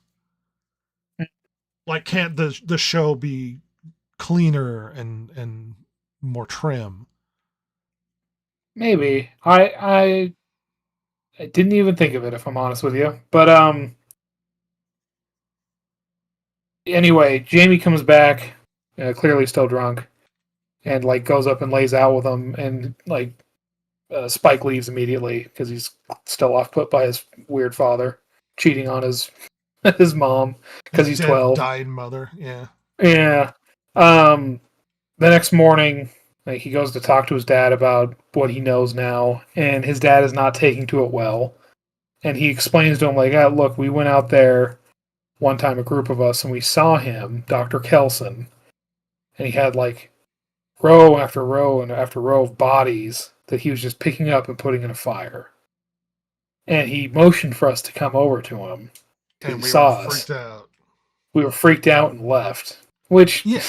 It doesn't make any sense. An average person would assume that he's burning the bodies.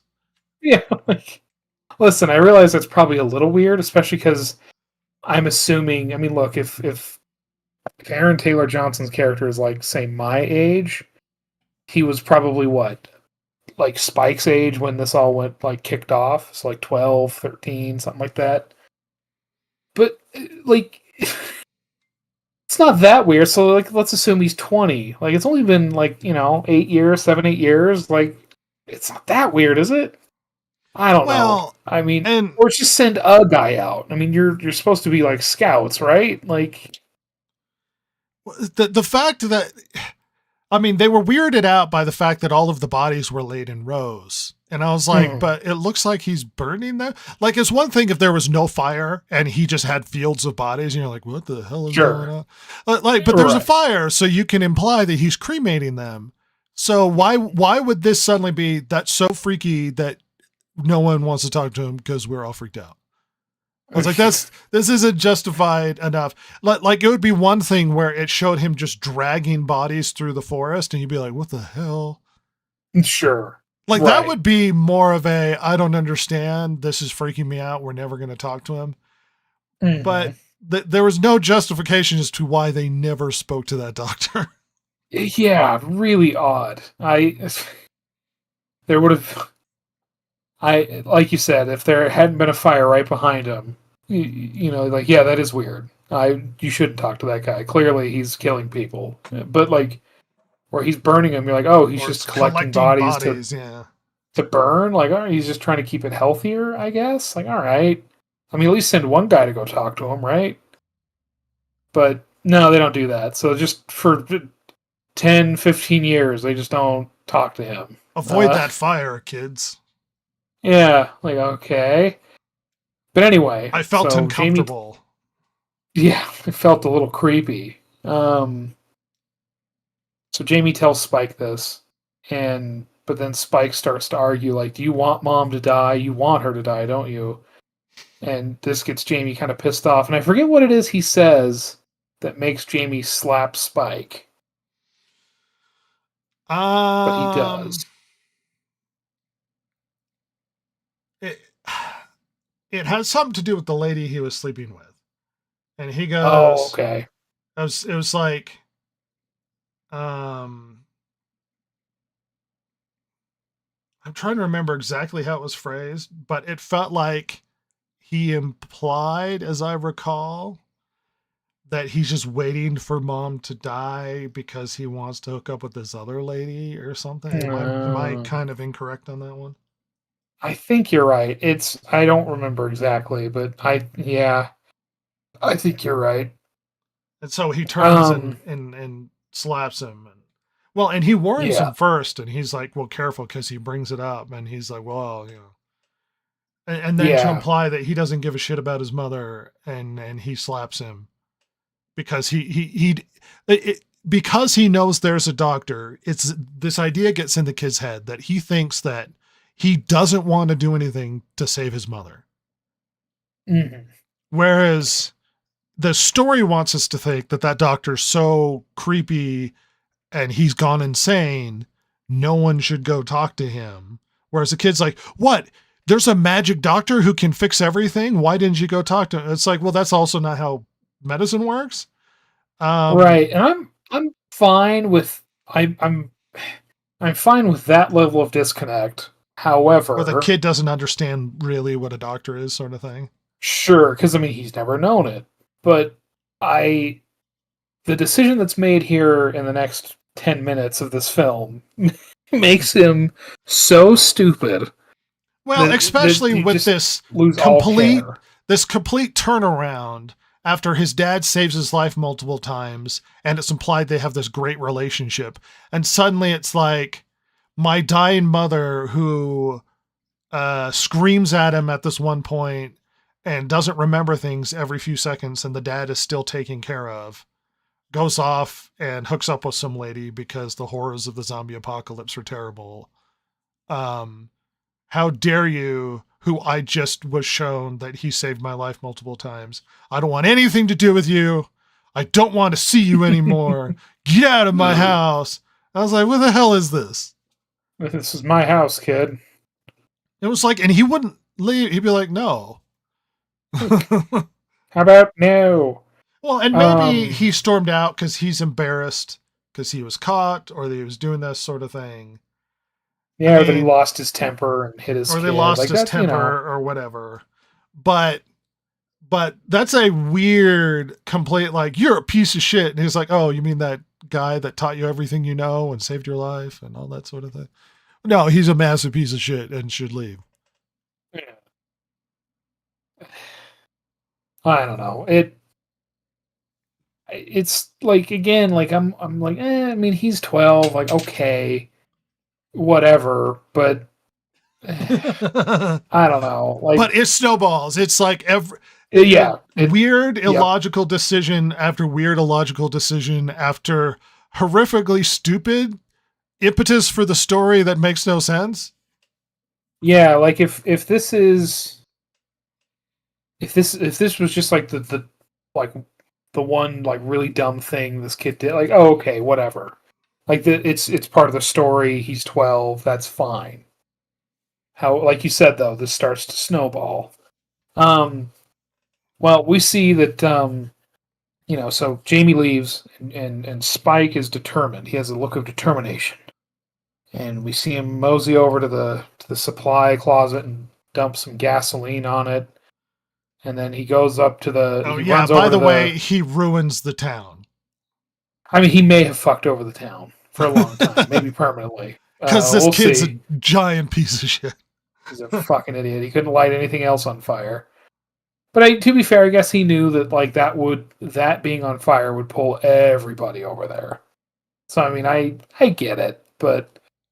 So anyway, gate guards leave to go help because he lies to him and says, well, they said everybody needs to go over there, all men. And then once they're gone, he gets his mom from hiding or whatever, and they scoot out the gate and across the causeway, and they're gone. And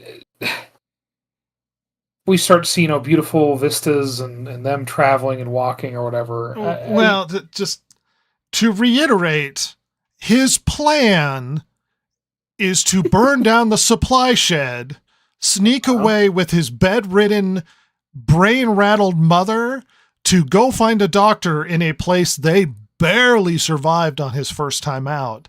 And he thinks alone he can handle it when he already stated flat out earlier in the movie he can't handle it. He was afraid. It made him uncomfortable at the party when his dad was bigging him up. And somehow, suddenly, now he, going from the scared kid knowing the horrors of the outside, now is suddenly this man who stands up to his dad and tells him off for sleeping with a lady, and then drags his bedridden mother across the zombie wasteland. Excuse me? Like that character doesn't seem like the same person that they set up previous to this. No, at all. And like, because it is so dumb. I mean, like, we have to emphasize when we see the mother, she is bedridden, in horrible pain, and clearly mentally very confused. Because she'll go from one point of being like, I mean, where she is pissed off at the dad to like going like, what's going on? Like to back to confused. Like she is very unwell. I mean, I'm shocked she was walking when I first saw that. Yes. I made the joke it would have been funny if he trundled her out on like a hospital bed. Like that had just been it's like, all right, mom, this 12-year-old kid is gonna push you across the zombie wasteland. And it's like, what are we doing? What are we doing? What is and it cannot be emphasized enough. This is the crux of the journey for the rest of the movie, and it is the dumbest, most horrifically inane decision. Characters making bad decisions and really not being punished for it. Characters making horrifically illogical and stupid decisions. Those sorts of things infuriate me, where it's like a character, even if it makes sense to the character, but it's like, oh, well, he's 12. He's just like, well, you don't want to save her. There's a doctor. I'm going to do whatever it takes. Like, okay, then sell us on that. The kid's like, is there anything we can do? Can we save her? Like, sell us more on this being a big deal to the kid. Mm-hmm. And then somebody leaking, oh, well, there is this doctor out in the wasteland, and him wandering out to find it. As opposed to suddenly he's I'm a man, when he heavily implied he is not that guy. Yeah. And was embarrassed at the party bigging up. You know, it would have almost made more sense if he would have like bought his own hype, if you will. Yes. And then took the mom out with him. Maybe in the beginning he did really well and suddenly got overconfident. And then you have this character growth where later on you have this moment where he's like, oh, I'm not ready for this. This interesting character growth, this arc, if you will, but we don't get any of that. He starts out thinking he's not ready or confident or capable. And yet suddenly I can survive as a 12-year-old kid on my own with somebody who needs an immense amount of looking after. Yeah, someone who's incredibly infirm and also mentally not all there. Yes. Like this is the dumbest thing I've seen in a movie in a long time. Long time. I was so annoyed because I was thinking, oh, he's going to go out and get the doctor and bring him back. Like that would have made so much more sense. Well, the climax was going to be convincing the guy to come with him, right? Like I figured that was going to be like the big emotional. No, he's taking his horrendously ill mother. It's like, oh well, she's going to get ripped apart. She should. She should be ripped apart immediately. And that's the thing. Like that's how that should. Like if we're going to be honest with ourselves, if we're going to tell a good story, like what I think would be a good story, that's how that should end. That's how that should go, is like he's too confident, takes her out there, and she pays the price. But he's not retarded mistake. He's not too confident. The movie tells us he's not too confident. Yeah. Well, but suddenly he is. Yeah, suddenly he can stand up to his dad, and now he can drag his bedridden mother across the zombie apocalypse. Like, well, what the hell are we doing? Like, excuse me? Like the weird noises that cascaded across the theater when they're like, what? Excuse me? Yeah. Boy, that's another thing that I guess we can discuss here and there is at different points the theater reacted very funnily because it was pretty busy in this theater. People want to see good movies. We all want this to be good. Yeah, and I think I remember people laughing as Jamie was walking down the stairs after being told to leave by Spike. He punches the wall, and I think I remember people chuckling at that. Yeah, which is not the reaction you want. No, and then people also just being like, "Oh my!" Like literally, like not like loudly, but like it was. The music wasn't very loud at this part of the movie as he's taking his mother out over the causeway and out of town. Where you hear people going, "Oh my god!" Like just like kind of like a grumbling and just like, really kind of annoyed. Yes, like that. did a adult with the functioning prefrontal cortex watch this movie and look at Danny Boyle and be like, what the hell is this? What are you thinking? Well, But that's I mean, it's almost as bad as like Anakin saving Naboo in the Starfighter, except for the fact that in this version, Anakin would also be a bad pilot and afraid of flying. right, You're Not like, strangely no, good for a child. yeah, you'd be like, no. Excuse me, I'll no. spin. That's a good trick. Yeah, and that was Um, very dumb in that movie. This is dumber in this movie. It's pretty bad. Well, despite the stupidity of this plan, Rhett, they continue on and they start trudging along, and they end up in a busted up church for the evening. And he tells his mom to sleep, and he's gonna keep watch. And this begins the Deus Ex Machina of a movie. Yeah. Because Yeah. the kid who's supposed to be I'm going to be the man, I'm going to save my mother, and I'm going to stay on watch, is not a capable man, and he falls asleep immediately, and the little fat baby zombie shows up, and the mom magically somehow wakes up and kills it. So Yeah, like- there are multiple moments where every decision this kid makes, who's incapable and should be dead multiple times, essentially God intervenes and fixes things. It's really strange because like this, it's one of the slow lows or whatever they're called, the big fat greasy guys, and he's looking for worms. And he's trying to eat the shoelaces, and then he realizes there's a person there, and he's going to take a big old bite. When we see a jacket go over its head, and the head crushed in. But then when we wake up, like obviously the infected's still dead there, but the mom's asleep. And I mean, is it implying that we're not sure? Like, I mean, I'm assuming that did really happen, but it like because at first I almost wondered like, is that we're not supposed to know that happened, or like we're not sure if it really happened? Well, But then the that's zombies what's so there, weird. and He you're like, doesn't. oh, well, so it did. The director wants the audience to know that the mother woke up and killed it. He doesn't want the kid to know that the mother woke up and killed it. And I'm like, why? Why does he want the kid to know? And why do we have to know? This doesn't change our perspective on the mother, because when they wake up and she looks at the thing dead and she's like, I don't know what happened, because she doesn't know, because her brain's gone. So why does it matter? What does it mean if the mother makes up and does it? Is it implied there's like this, even though she's completely gone, that there's like latent motherly protection in her and she's going to save him? Because she doesn't do anything of the sort the rest of the movie. There's no sudden motherly, like she doesn't lift the car off of him sort of moments.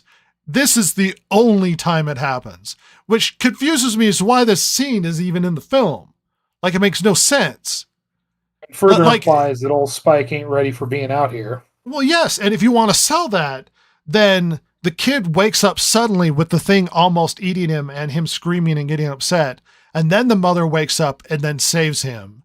And then he's rattled by the experience like, I'm not ready. Look, I almost screwed up and we all almost died. But instead, it keeps up his confidence. And it hides the fact his mother, like, it's, what the hell is the scene? Like, I don't understand. I don't understand what he's trying to do with this moment. Explain this, Ross. I don't know, because it does, like you said, it doesn't come back later. Because I thought this was going to be like the first of at least a couple more times of the mom secretly kind of having his back without her maybe even knowing. Right. But they never return to this. They never. I mean, is it just to imply that he really isn't ready? Well, okay, we knew that already. I don't know. It's It's like further making fun of it. It's like almost like it's making fun of itself. Like a better writer would have presented that scene in a better way. And the only thing I could get out of it is God has got his back. That's all I got. Because God keeps intervening constantly in the story where he should have died many times. And he doesn't. Because somehow the divine intervenes with some weird thing to cover it for him. I mean, the Lord is looking out, Because by the end, he doesn't... Well, that's true, because by the end, it doesn't come across... You don't go, oh, well, now he's competent. At all. He's still incompetent by the end of the movie. Yes. Yeah. I don't know. It's so strange. God. Well, anyway, they decide to keep moving. I don't know. I just keep thinking about that. It's so dumb. Yes. Like, it's just like that scene that makes no sense. The stupid idea of taking the mom anyway, then just to be proven completely correct that it's a dumb idea. And you're like, oh my God. Like, what the hell are we doing? Well, it's the crux of the movie, because the plot isn't that complicated, but it doesn't make sense. So you have to live in a world that doesn't make sense and is really stupid, but it's not complex. So there's not a lot of ins and outs. It's just you walking around with this really stupid plan for the rest of the movie. Mm-hmm.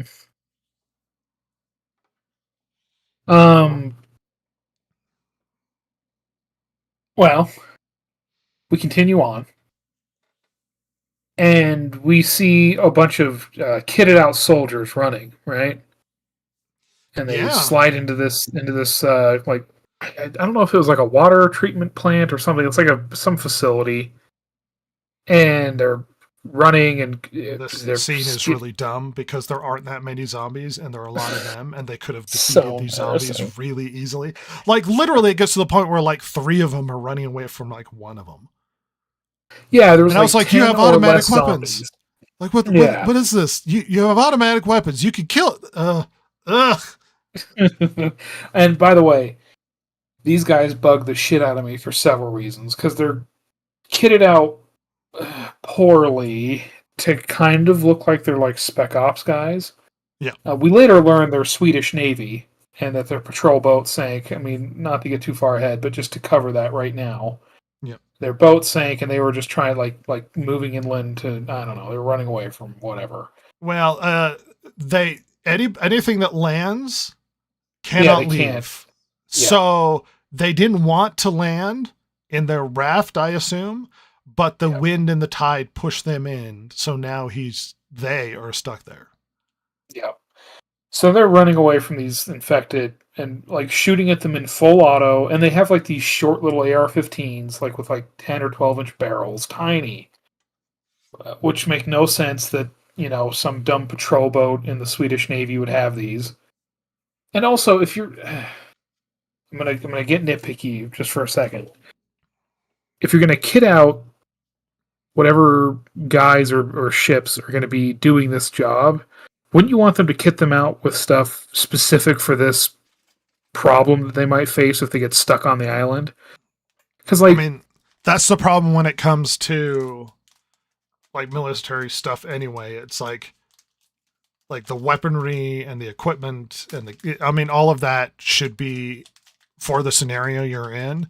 It's like it would be confusing if they were all running around with like bazookas or something. Yeah, because like I'm fine with the short little rifles or whatever, but then why wouldn't you put suppressors on them? Because the thing is, with short rifles like that, they're very loud, and you wouldn't want to be loud because that would draw attention. And then why are these idiots firing in full auto? These are people. They're just infected people. Just shoot semi-auto and shoot them right in the heart or anywhere. Hell, shoot them in the leg. I mean, even though it's a harder spot to hit, but they'll just bleed out. Like they're maybe these really high level zombies. 14. These guys are like level 7. That's the problem.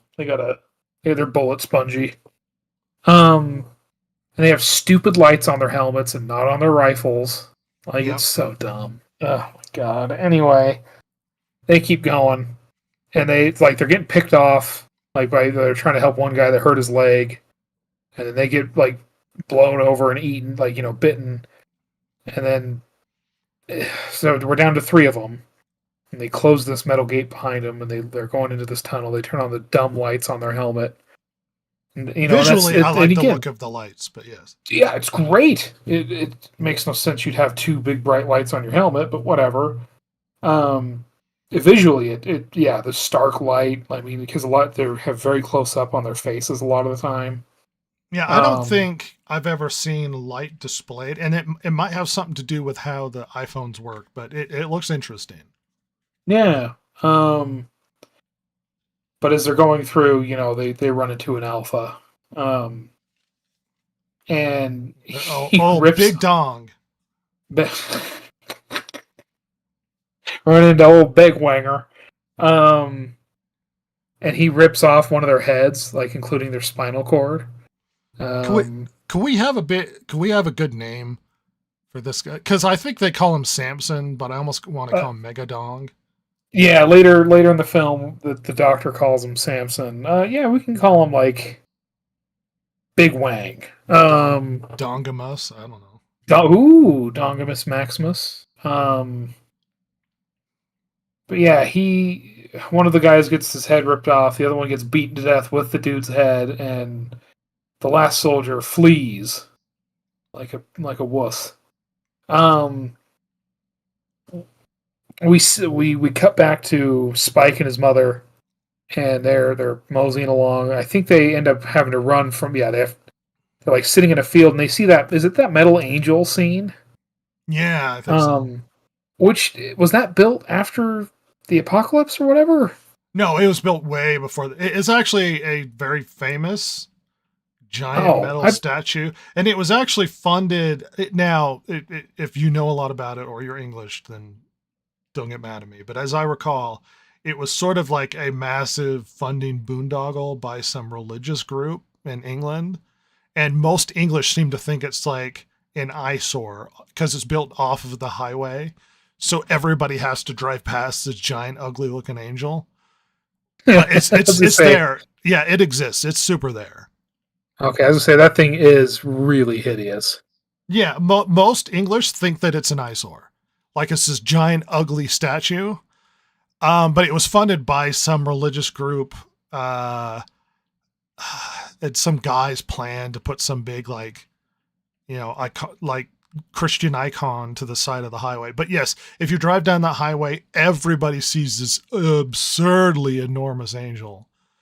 It's almost like modern art version of Angel 2. It's not great looking. Yeah, like the wings look like airplane wings. Like it's really the movie treats it with reverence, oddly enough.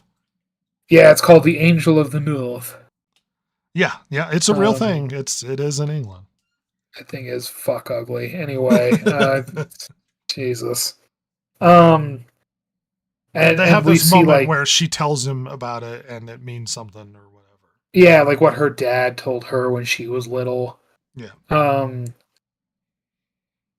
Anyway, and then that's when we see from the infamous zombie from the trailer that kind of looks like Cillian Murphy but emaciated. Who is not actually Cillian Murphy, despite all of the theories. Yeah, it is not him. Because he's coming in the next movie. Yes. Oh, thank God for that. I think Cillian Murphy is like an executive producer of this film. Well, I don't think he'll be making any money off it, but we'll see how it goes.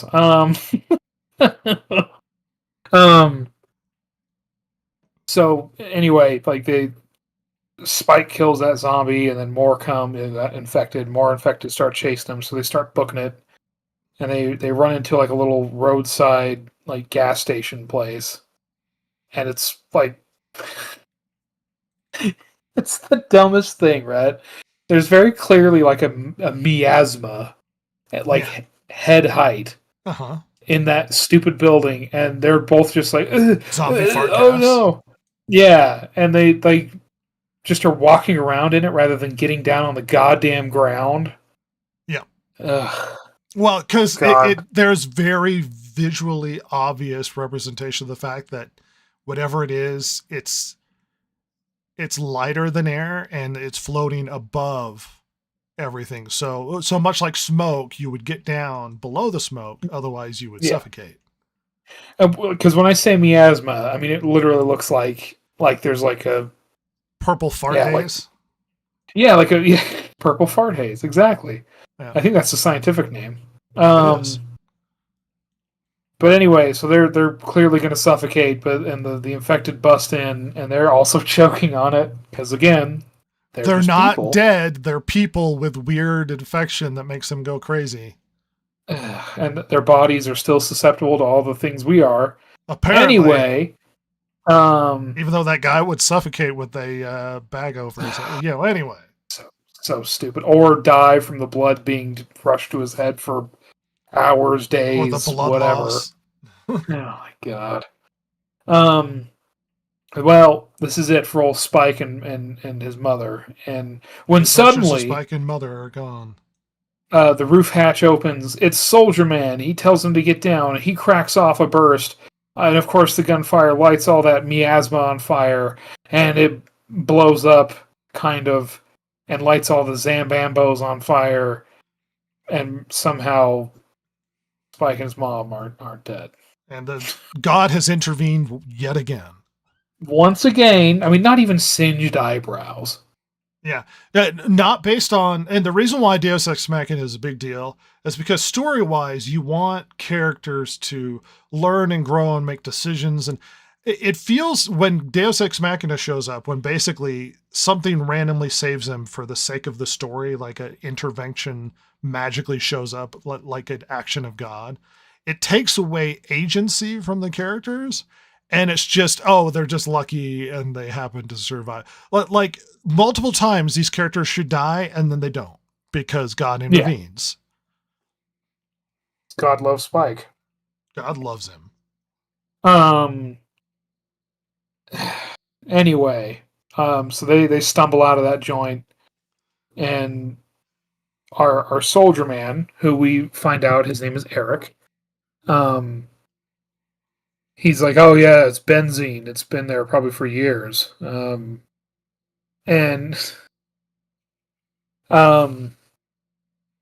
he's kind of asking them like where they've come from, who they are, that sort of thing. He's trying to understand what's going on. And he's frustrated that people who should be very well equipped at surviving the British zombie apocalypse don't know anything and how incompetent this child is. Which is true. Because it's like Spike has to kind of tell him like, well, we're not from the mainland. Like we live on a protected little island, and like, so he decides to tag along, and they start moseying, but Eric has to like carry. I like that he's perpetually frustrated where he's like, okay, what do we do now? And he's like, oh, no. And it's like, well, you live here. Well, I don't live which here. should tell you how incompetent Spike really is. He doesn't know what he's doing. Yep. All he knows he's like, he I saved you forward. And we're not trying to make it out of here. Like, what is this? Like, what are we doing? Silly. But Eric gets stuck having to carry Isla, Spike's mother, because she gets really weak from her disease, her illness, whatever's bugging her. And he again continuing his like frustration and annoyance with Spike. You know what I would include as a Deus Ex Machina? The fact that her infirmity doesn't come at a really bad time when they're in danger and she can't get up and move around or do anything. It just, it only happens when conveniently they're safe or somebody is available to carry her. Yeah. Yeah. Once again, God has intervened in their behalf. God loves Spike. Not his mom. He loves Spike. No. She's riddled with disease, as it turns out. But they continue on, and they keep moseying, and they run it. They see a train. Well, Well, to be fair, we did mix the part where, for some reason, they have a picnic in the middle of the zombie apocalypse. Oh, that's right. Oh, yeah, and we see And they have story Eric- development there. yeah, Eric has a phone, and so he shows a picture of his girlfriend, his fiancée, to Spike, and Spike His- is confused. Modern girl with the big fat lips and the weird makeup on, and he's like, she looks The horrible. plastic surgery face. Yeah. And you get a chuckle, and Eric is kind of this odd, slight comedic character. Yeah, because he's like trying to explain to him. He's like, "Yeah, I joined the Navy. I should have been a delivery driver." And of course, Yeah, Spike he has doesn't this know whole- anything of what he's talking about. Backstory of that would have been a boring life, so he joined the Navy, and he should have stayed as a delivery driver because. And he's like, I don't know what you're talking about, because I don't know what cars to the are. fact that this is a massive problem. Anyway, Yeah. So we see this train, and we hear something going on. Yeah. What does old Isla run in to find, Rhett? a screaming pregnant zombie. Who, to be fair, was set up earlier. Yeah, you after see her the- walking around. It's funny, they Yeah. don't give her a lot of clothes to cover anything, but she still kind of has a shirt for some reason. Yeah, An open yeah, button-up shirt. I mean, everything's hanging out, but for some reason they give her some clothes when all the other zombies are just naked. listen, you can see Megadong, but you cannot see vagina. All right, there's a cutoff here, a hard cutoff. I mean, I wasn't really staring intently. You may have been able to see it, but I don't know. Yeah, I didn't notice. Ross was But like, oh no, I was looking for Megadong. Dongamus Maximus. Dongamus Maximus. Yeah, we see a pregnant infected lady who is hooting and hollering, and clearly she is giving birth. And we have a and- mother-to-mother moment. Yes, we do, right? What, What is- Ross? What's your problem with this wholesome scene between two mothers? Well, between the woman with the not so good working brain and body, The horror And the other zombie woman- mom? who is the infected psycho, who should be tearing her apart, but you know why she doesn't, Rat? Why? Well, because they hold hands in a supportive gesture. Women supporting women. That's what I'm here That's for. all. That's what it's all about, Rat. That's what it's Zo- all about. Zombie rage, murderous women supporting women, and women supporting zombie rage, murderous women. Well, old girl gives birth, and I'm a woman. I'm a woman. Hear me roar. baby comes out weirdly clean and Yeah. apparently Magic. uninfected. Magic. And as soon as birth is given, zombie mom, infected mom wants to murder. Tries- Eric Well- blows her head off. Right. And crazy, infirm, brain rattled mother gets really upset that he killed the other mother and stopped her from eating her Or the baby. or the baby or now look. First, the placenta has a magic property. Well, the doctor hasn't told us that yet, Red. Well, we have to assume something magic happened where zombies give birth to non-infected babies. Yeah. Now, yes. now, immediately when we watch this and he goes, she's not infected, we're like, how do you know that? I would have immediately assumed that zombie baby is infected. Immediately. Well, because the eyes weren't red, Red. Well, look, that's not enough of a litmus. Maybe that's a puberty thing. I don't know. But to immediately be like, no, the zombie gave birth, we must protect baby. Like, it is the dumbest, because it's a child, are we hearkening back to the fat, slug baby? Is that what we're hearkening back to? It's like, don't kill babies because they're cute and we feel bad about it. Is that what we're trying to imply with this story? I don't know. Don't shoot the babies, even if it is a zombie's baby. Even though there's no evidence whatsoever, besides its eyes aren't red, that there's nothing wrong with it. None whatsoever. She has a motherly moment with a zombie where they hold hands and she screams and she gives birth and she's like, oh, how magical. And then they have to shoot her because she's going to kill her. And she's like, how dare you? We had a motherly moment. And he's like, also, we should kill this baby. No. It's like, what are we doing? Well, what are we doing here? We've gone from bad decision to bad decision to now we have a baby which in any normal zombie movie would make noises and alert people and would get everybody killed. Once again, God has intervened to make sure that this baby is quiet when there's danger involved. Uh-huh. But yes, now we have a baby who with questionable is going to kill everybody.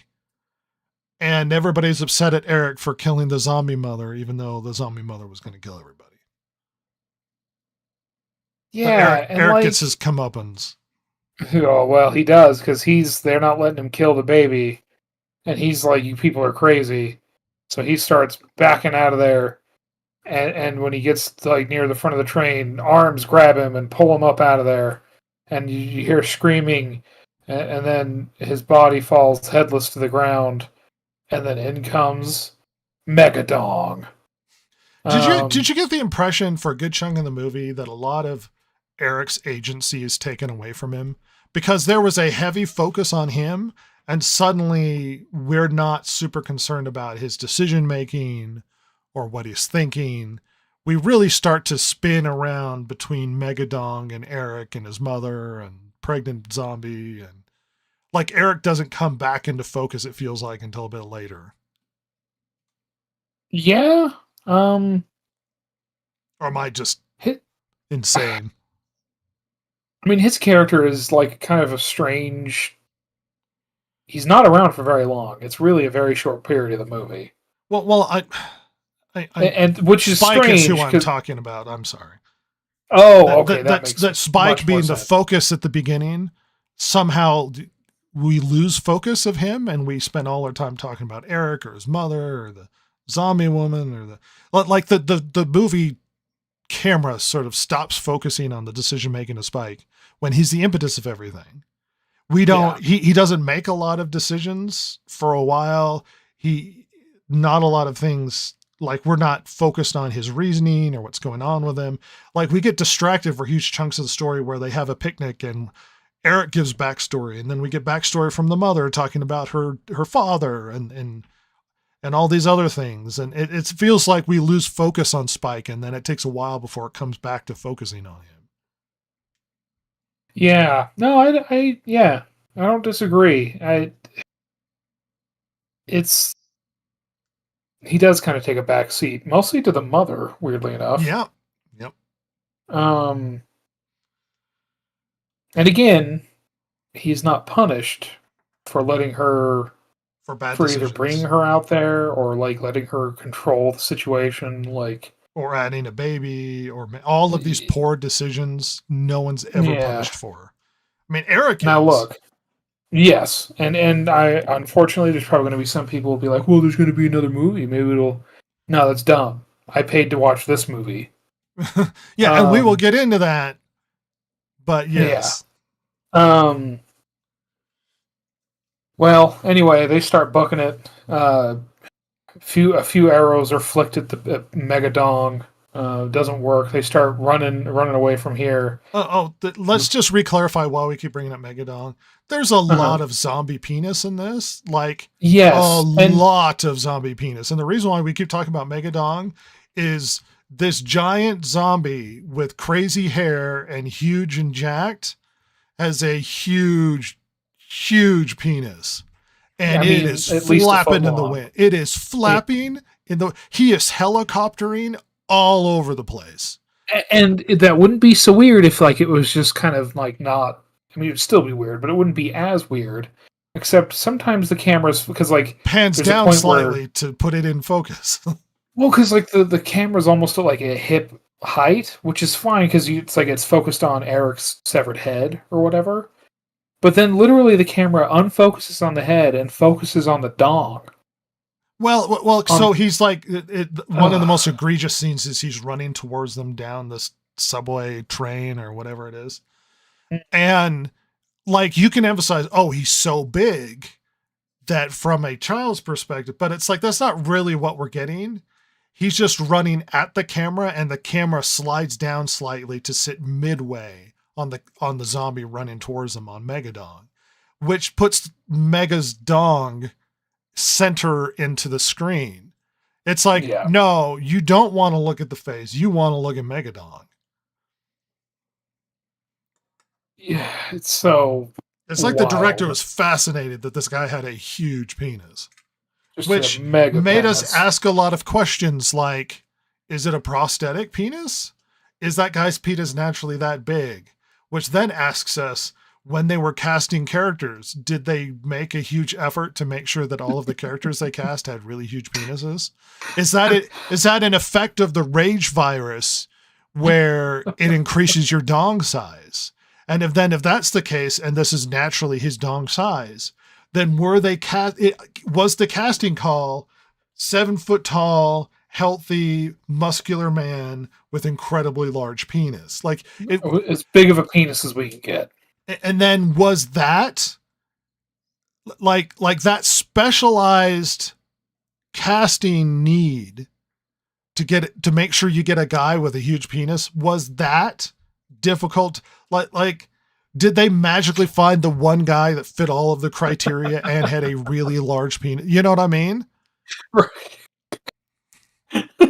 I just like that's what the development hell was. Did they We're gonna luck find out that later. they just had a guy that just, oh man, we look, Danny, we found a guy who's 7 feet tall, super jacked, looks like a savage anger guy, and his penis is enormous. He's like, amazing.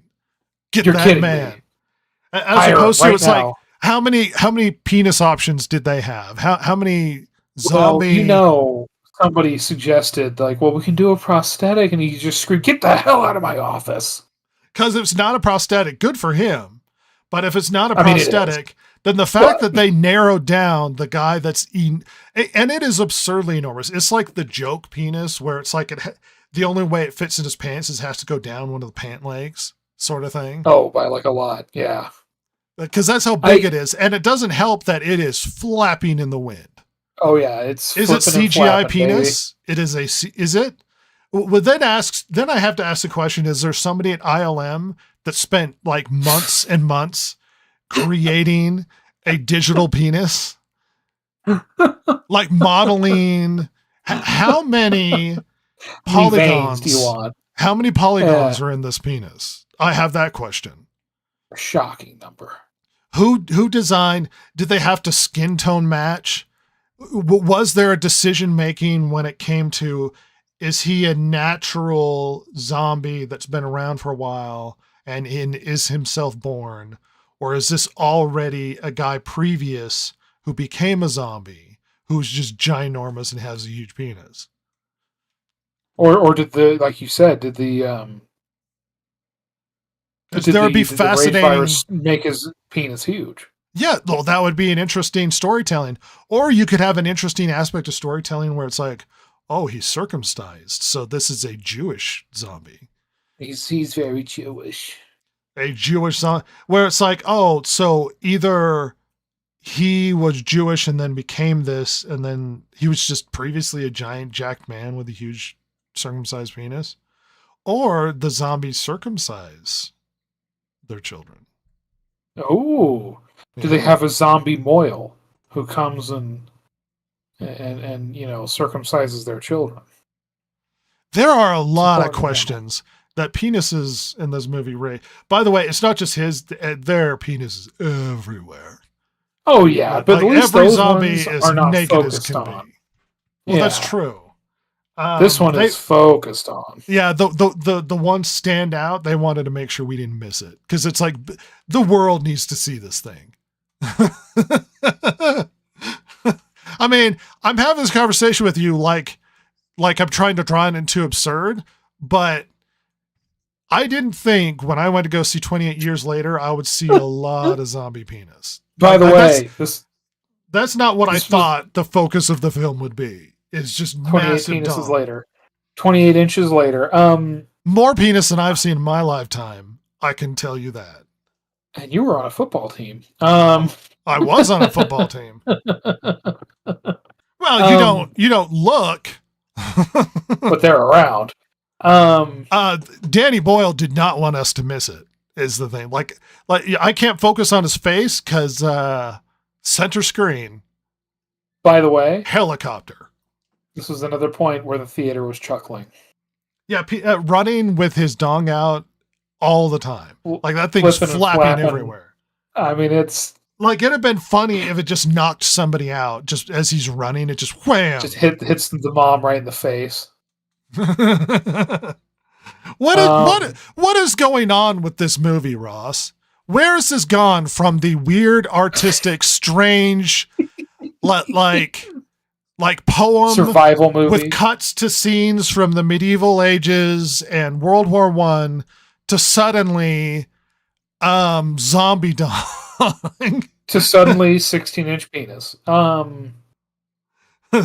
don't know. The greatest penis the world has We went ever from seen. absurdity to absurdity. We went from Bad decisions. bring- God is intervening.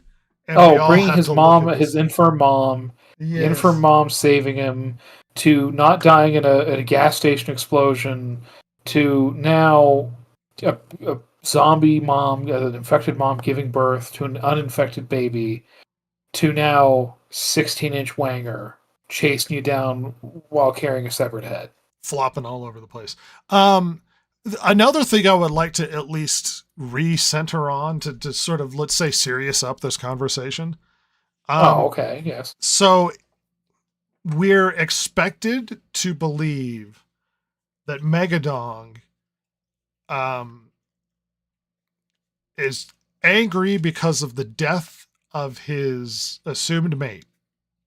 That like that's his Yeah. Megadong baby, who's going to grow up to be just very popular kid. One would assume. So he's showing up like he's angry at her death and he wants his baby back, I guess. Mm-hmm. Like this seems to be what the film is trying to say. Am I wrong? That was my impression. It's I think So are we further Supposed to proven be later in the sympathetic film. with this zombie family? That he lost his wife and he wants his baby back? Is this supposed to be a sympathetic situation? If it is, it's a really bad one. Because I'm it's not. hard to think about context with. Well, because it display. tried to like sort of imply a you should be sympathetic to the weird fat zombie baby, Well, and the mother. and now the mother, and now this megadong father, who just wants his baby. Or is angry assume. that you killed the mother because he has One or the other. he feels love. Yeah, Zombies feel They- love. maybe they mate in some sort of an animalistic way, but they do still feel attachment. I don't know. Yeah. I don't know, Rhett, because it doesn't tell us and doesn't show us. It's really weird. I don't want to relate to the zombies, by the way. No, I don't care about the. I don't rage want infected empathy. people. I could have sympathy, but I want empathy. Yeah, Empathy yeah. is not a feeling. And look, and perhaps one of my problems with this movie overall, and not to get too meta, is this movie doesn't do anything that every other zombie movie hasn't already done. There's nothing, it doesn't tread any new ground. It doesn't explore humanity and the relationship with sort of the undead or what the undead, like no new ground is tread. You might go, oh, well, it's because they're alive and they're having children and stuff. It's like, they've already done this in some of the Dead movies where they are getting in consciousness of some kind or can reason Yeah. or think like Well, I nothing think Army new. of the Dead does this with Yes. like the baby thing. I don't want to um, sympathize with zombies at all. Nothing new is tread. There's no new avenue. They don't learn anything. Nothing new is gone through in this movie. It's very. I mean, when I'm reminded of a piece of shit Netflix Zack Snyder movie that I barely watched 40 minutes an hour of, that's bad. Danny Boyle films should not remind me of those. Right. I'm going to be honest. But I was. And that's not great. Yeah. I mean, the only new things that are explored is really bad storytelling and illogical decision making. And the world doesn't make sense. Let's move on. Well, right before Megadong takes out Isla and Spike, suddenly a dart hits him in the neck, and it's from our good friend the Doctor. No, not Doctor Scary Who. Doctor. Dr. Kelson. Oh. Who looks like he's covered in blood. Yeah. But as he explains, it's iodine. Because it's a good prophylactic. It feels like they only did that because Doctor. Yeah. Because it really doesn't add visually anything. Really cool for him to look bloody. It's weird visually, but it adds nothing. All you do is go, because he makes a comment, apparently the virus doesn't like iodine. And it's like, okay, this adds nothing else. Nothing else is added to this. Maybe it will in the next movie, Rhett. Duh. Let him cook. Well, you know what? Do your storytelling in the other movie. Oh, I paid for this movie. Yes. So he tells us that he calls this one Samson, and he goes to reach down to the zombie, and I literally thought he was going to either like smack or like I kept expecting him to go face to dong. Yes. Yeah, or like cut it off or something, but no, he was just grabbing the severed head. Well, it's because they kept centering on it when he goes to bend down. I was like, oh my gosh, we're gonna get face to dong. Right, I literally thought he was going to twirl it like a propeller beanie. I really did. I thought, woo! Anyway, I do that sometimes. Or take a sample or do something. I don't know what he was gonna do, but the fact that he bent down to a guy's penis who was focused on heavily just recently, like he's standing next to him, he starts bending down. I was like, oh no. Uh-oh. I mean, I literally thought he was either going to like twirl it like a propeller beanie or cut it off. I mean, those were the first two things that sprung to mind. Yeah, I know. But then I remembered Eric's poor severed head, and I went, oh, thank God.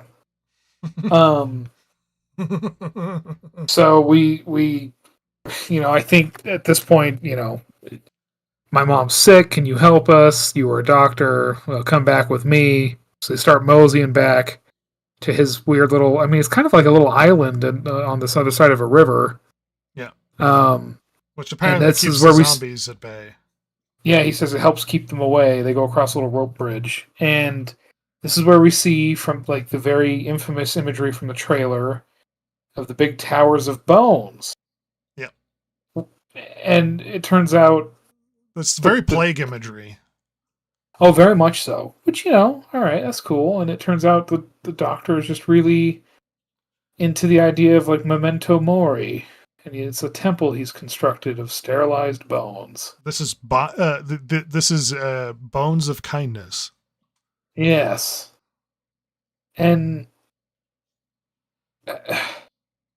anyway, we see Eric's skull go into a furnace to get burnt clean.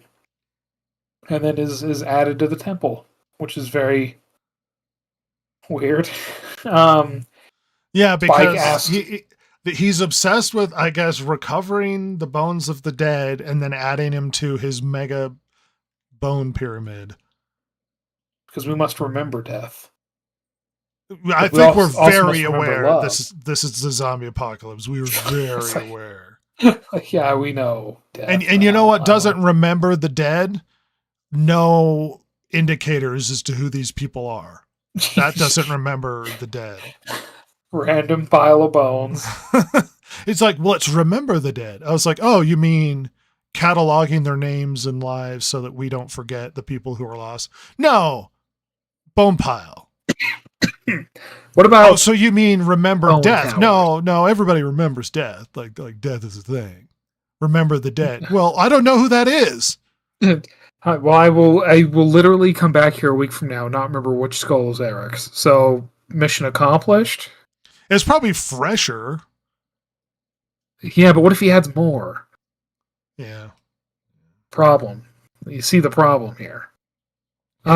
Is there a dead bigotry? Will he add like Samson to the pile, or is he not? The zombies not allowed. You know, like. I bet he adds the infected. Yeah. Well, yeah, but he.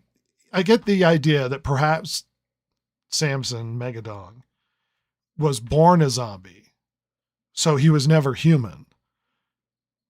Oh, maybe. Yeah. I don't know. I'm I'm trying to speculate on the absurdity of the I mean, like, I don't have a problem with him creating a memorial to all those who have passed.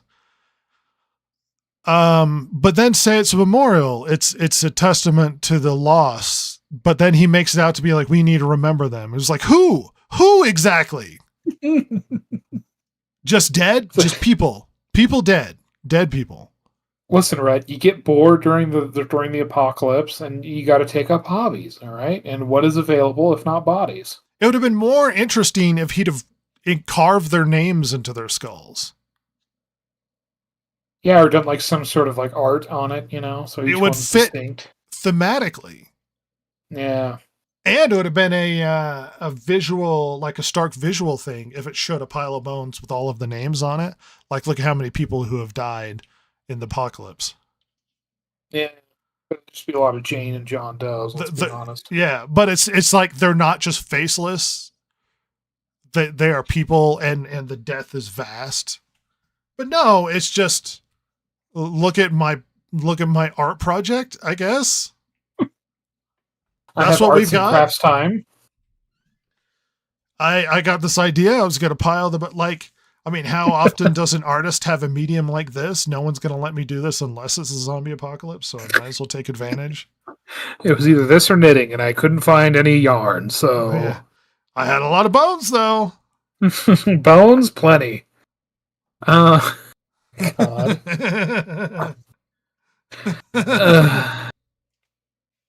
And to be fair, the imagery is really great. I mean, you know...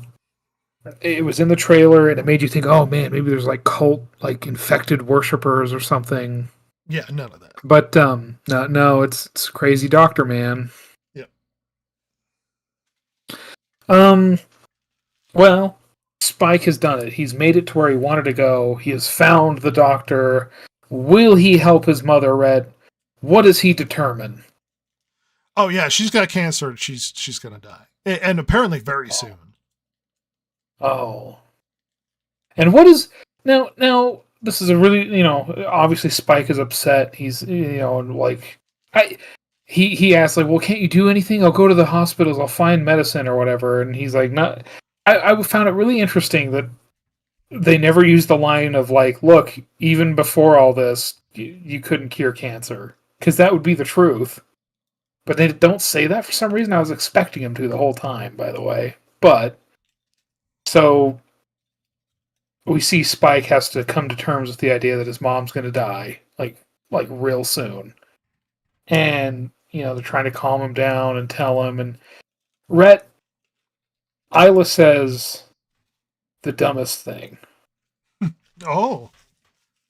Well, first of all, because he asks her, because he's asking about her confusion and like how, like, is it like, how often is it? Does it come and go? Like, blah, blah, blah. I asked you to remember a word. Do you remember it? And she says, no, like, I don't remember what you said. But as she's talking to Spike, trying to calm him down after the doctor, she literally goes, well, I always thought somebody would tell you. Because it kind of implies she knew she had cancer before. And she just said, well, I thought we would tell you. Well, she has lumps in her breasts. Yes, and in her lymph nodes. Like it's physically, you can feel the cancer. Yeah. So And there's so, no like- way they didn't know at the village. No way. Yes. But apparently just nobody, not her, not Jamie, not Well, Sam the neighbor, that nobody was the- decided to tell Spike. Well, that was the problem with the father, because he asks his dad, is like, is she dying? And he said, I don't know. And it's Yeah. like, well, the answer would be yes. Yeah, the answer is yes. Well, because of that ambiguity, the kid thinks that there's a possibility to save his mother. And he goes on this stupid journey that makes no sense. Well, oh, by the way, the doctor intervening magically out of nowhere to stop Megadong is also another Deus Ex Machina moment. Oh yeah, he uses morphine darts, by the way. Yeah, where are you getting these morphine darts exactly? Do you have a Well, cache? He's synthesizing it along with the iodine, clearly. Yeah, well, where do you have this massive supply of iodine? By the way, I Don't hate worry that we're about it. pronouncing it like the British. It's iodine. Yeah, I know. Fuck the British. Dumb limeys. Eat your But, like, limes. It's so ridiculous. Like, literally, she's like, well, I just thought somebody would tell you. Which, The I dad said we'd asks. come back to this. The dad acts ambiguous, Yes. despite the fact, And- even though he takes him outside and he recognizes that his son is a man and can handle it. Apparently, also can't handle being told the truth about his mother. And, you know what else this implies? To me, or like what it could have been, what if Jamie and Isla had an agreement? Like, look, I'm losing my mind. I'm incredibly ill. If you got to get your rocks off somewhere else, pal, you go ahead and do it. How do we It's know that's like not a she thing? would remember. Well, yeah, and it's like, and on top of that, it's like, man, communication is just terrible around here. I wonder if this is a Um, wink and a nod to Memento. Just Danny Boyle really likes Memento. He just was a big fan. He probably was. Probably. But this is just like, you know what? I would have liked it better if, like, because she literally, like, people know, like, at least her and Jamie know prior to this, Right. and they just didn't tell him. It'd be better if they didn't know. Like, yeah, I didn't know. It's Like, incredibly obvious that she has cancer. ugh. It's so annoying. It's so stupid. It makes wow, so this whole trip was A waste of for time. nothing because you guys can't communicate to me Correct. anything. Despite the fact you're fine with me going, well, maybe the mom isn't, but the dad is fine with me going out into the woods to shoot infected people in the face with arrows. But no, don't tell me about my mom dying, even though it's very obvious she's horrendously ill. What a stupid family. You know what? They deserve everything they got coming. No, God loves Spike. For some reason. He keeps intervening. Oh, by the way, we did skip over the fact that Samson catches up to them and they hide in a hole in the ground. Well, that's later. Okay, I mean, we get more dong, is what I'm saying. Like, if you Yeah, were it's coming. worried, you didn't see, you saw the last of the dong. There's more dong to go. There is more dong. There's more mega dong a coming. Oh, and can I also bring Um, up the fact that they had the opportunity to kill the massively dangerous super mega dong, and no one decided because, like, the doctor's so compassionate, he's like, also don't kill the guy that would murder us mercilessly. Yeah, he just goes, oh, I tend to stay away from him. I think we're Like, supposed well- to be sympathetic to the zombies at this point. It's so dumb. Like, I It's realize a- there are people who are infected, but they are so dangerous. Yes, look. There is there's an awful lion that lives over there. That's one thing, but also everyone they bite turns into a lion, and they will kill everybody, and they're ruling the world. We really should take out the dangerous lions. Yeah, one would assume we should not leave these things around. Just a Yeah. thought. The weird compassion to the zombies is infuriating. Yeah. Look at Pretty our much. dead. We'll just feel sad about it and not try and do anything.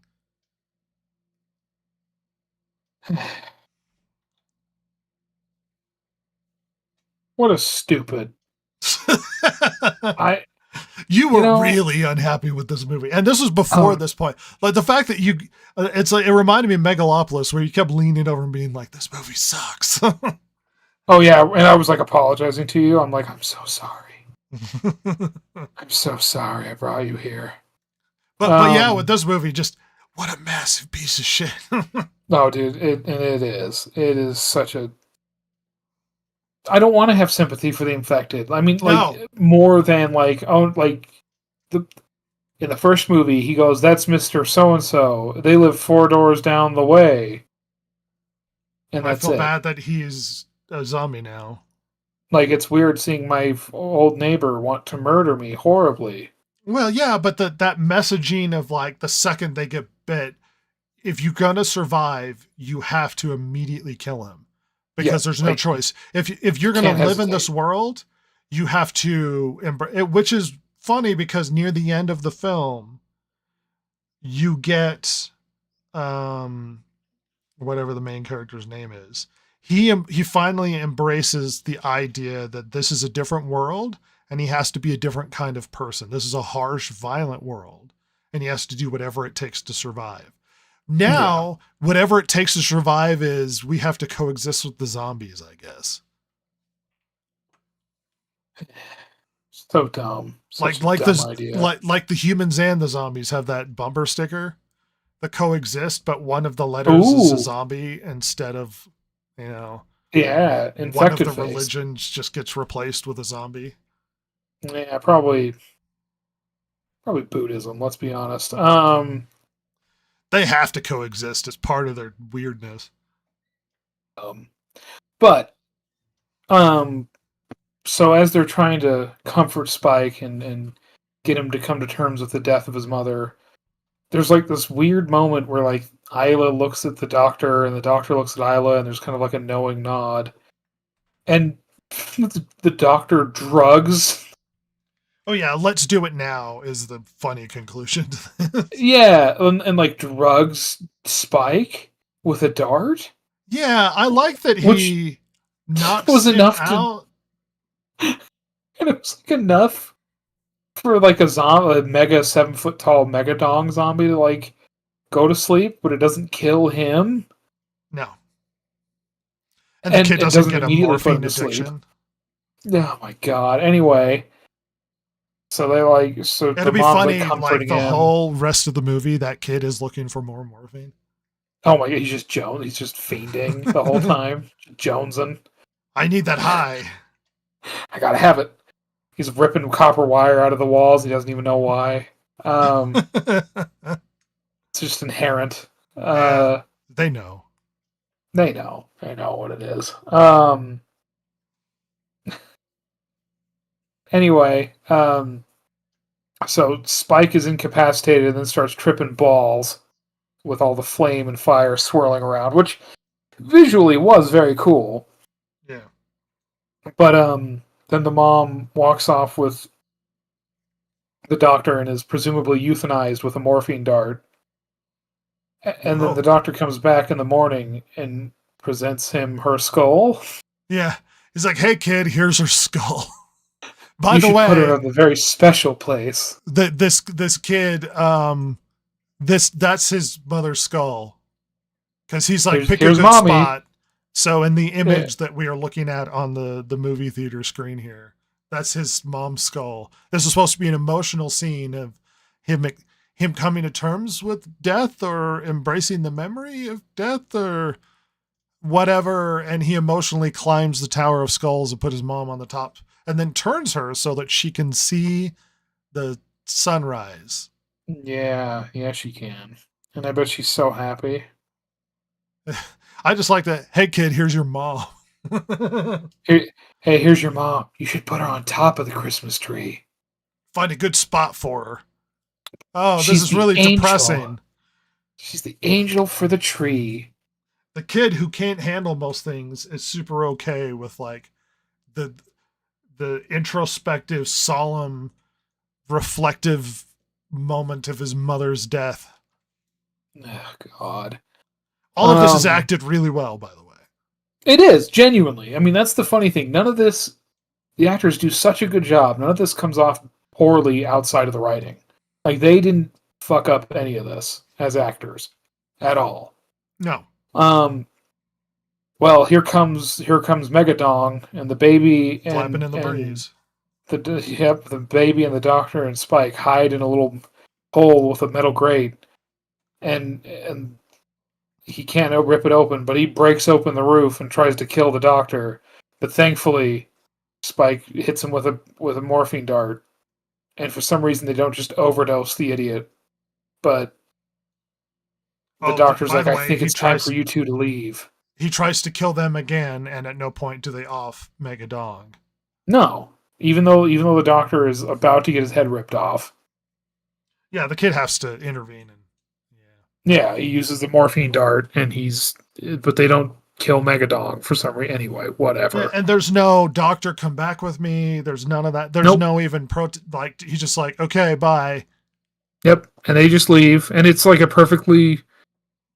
trip is perfectly safe. There's no tension. Like, it's just all that tension leading up to this. Through horrors, especially when he's holding a baby. Yeah, a baby in a shopping basket.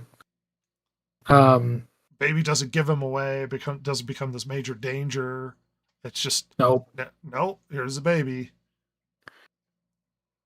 And he leaves her at he leaves her at the gate with a note. And they find her, but he's already gone to the mainland. Because he's a man and he has more wandering to do at 12. At 12, he is a man now. And they let this baby in for some reason, even though he says that it came from an infected, but she's not infected. Why would he even say anything? It made them second guess what's happening. Yeah, no, they're just totally fine with that. Jamie tries to run out and go after him, but the rising tide blocks him. Yeah, so let's re-reference the fact that they said we don't send people out to rescue anybody. And it's like, so you're telling me that father wouldn't have gone out no matter what? Like, no father would have allowed that rule to stop him from going out. Like, the rule should have been like, we don't send out rescue parties, but he takes the risk into his own hands, I guess. Yeah. But it's like, what if he lied and he's like, I'm going to go out hunting, I guess. Like, I know he doesn't sneak out to go after his wife and child. They just sit there depressed at the house and do nothing to chase down his kid. He won't go after the kid and wife, but he will go after just the kid when the kid comes back briefly. Yeah, and that rule was meant to justify why no one goes after him. And it was one of the dumbest justifications as to why no one chases the father never chases after his son. No, just got to let him be. He's a big boy. It just shows him depressed at the house with his head in his hands.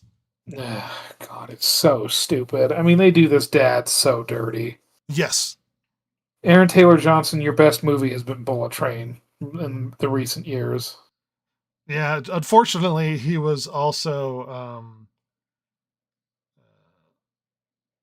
freaking that offshoot Spider-Man villain. Kraven the Hunter. Apparently that movie is just horrifically bad. No, Aaron Taylor Johnson, no. He doesn't deserve it because he's actually pretty good. He does not deserve what he's been given. He is a good actor, man. Anyway, so 28 days later, Red. Well, you're missing the ending. Well, no, yeah, 28 days later, we see. Yeah, okay. Sorry. Spike, he's cooking a fish, and suddenly infected, and it's like one of those like little kind of like sunken roads where they build it in like a little, like, I don't want to call it a canyon, it's too small for that, but you know, like very really classically British. A holler. Yeah, kinda. It's weird. Anyway, and maybe just like a cut through the hill or something. Yeah. And he has to run away from them, and he's evading them, and he runs across like a landslide across the road, and so he's stuck. But then, and once again, this is a moment where he should die because of his incompetence and incapability of handling this. Yes. But God has intervened once again. but thankfully, a ninja parkour gang saves him Of soccer hooligans. of soccer hooligan Jimmy Sevilles. And this sounds like we're being hyperbolic. We No. are not. This is they are literally a group of soccer hooligan parkour enthusiasts. And the music changes to like this, like almost like the music from that "You Wouldn't Steal a Car, Would You?" Like the anti-pirating British ad. punk rock. Yeah, and it's like goofy, like almost like kung fu hustle Yeah. kind of fighting. Yeah. So we went from somber zombie fighting with bows across the wasteland to backflips and shit. Yeah, and like teamwork, like the Power Rangers, literally like the fucking Power Rangers. Yeah. And we see this Jimmy quips, welcoming. and sawing heads off, and all of this. Yeah, and he's wearing tons of rings, and we see an upside down cross. Oh yeah, he's blinged out, and he's got long blonde hair, and he looks just horrific, like your modern British person. Oh my god.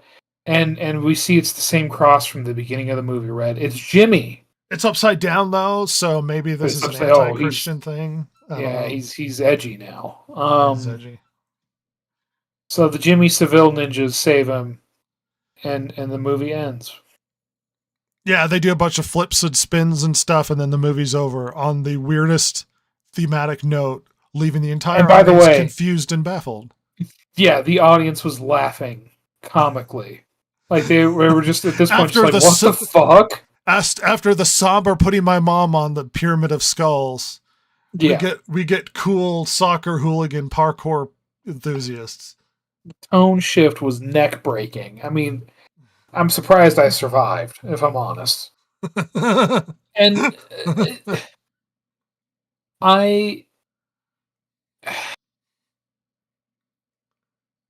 So that was it, and it left. I mean, one guy tried to clap, and I don't know if he was being serious or if he was being facetious. No, I think he was being serious, and he started into a clap, and no one joined him. Yeah, it died pretty quickly. Yeah, and everybody was so annoyed with this movie as we were leaving. You could tell nobody was real pleased. They were either laughing baffled, like they were leaving like just so confused and laughing at it, or they were like you and me, like me. I was just like, what a piece of shit that was. I mean, everybody was looking at their friends that they came with confused. You know, I often wonder, so when they do movie screenings in LA, it tends to be the same people over and over again. And one of the problems that creates is the culture, the politics, the values, all of the people in LA are not the culture, values, politics of everybody else, not just in the rest of America, but worldwide. So when they screen these things and they get audience responses and they're negative or even possibly positive, they are not good interpretations of how a general audience might respond to a film. And I wonder, at what point did they screen this movie? Did no one stop and be like, what the hell is this? Like, did no one turn and be like, Danny, you're a hack? Like, what is this movie? No one said anything. I mean, how many movies come out of Hollywood where they're convinced it's going to do well? Like we had with James Gunn apparently said that the greatest superhero movie he'd ever seen was that Flash movie. And it crashed and bombed in the theater. So it's like, who is lying to these directors that they're brilliant and amazing and they know what the hell they're doing? Who told this lie? Sycophants.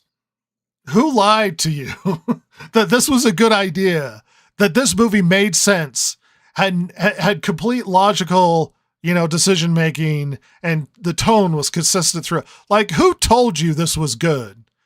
What psychopath reinforced your delusions into being convinced that this film was any good? enough to put out without any adjustments, without any what on hell? What were you doing? What is this movie?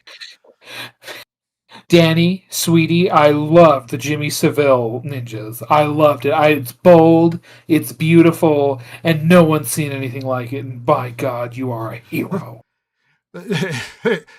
At the end of this somber, serious movie, you know what this was missing? Parkour ninjas. Wait, Parkour what? ninjas of a pedophile. Of a PDF file. Well, and I will say this.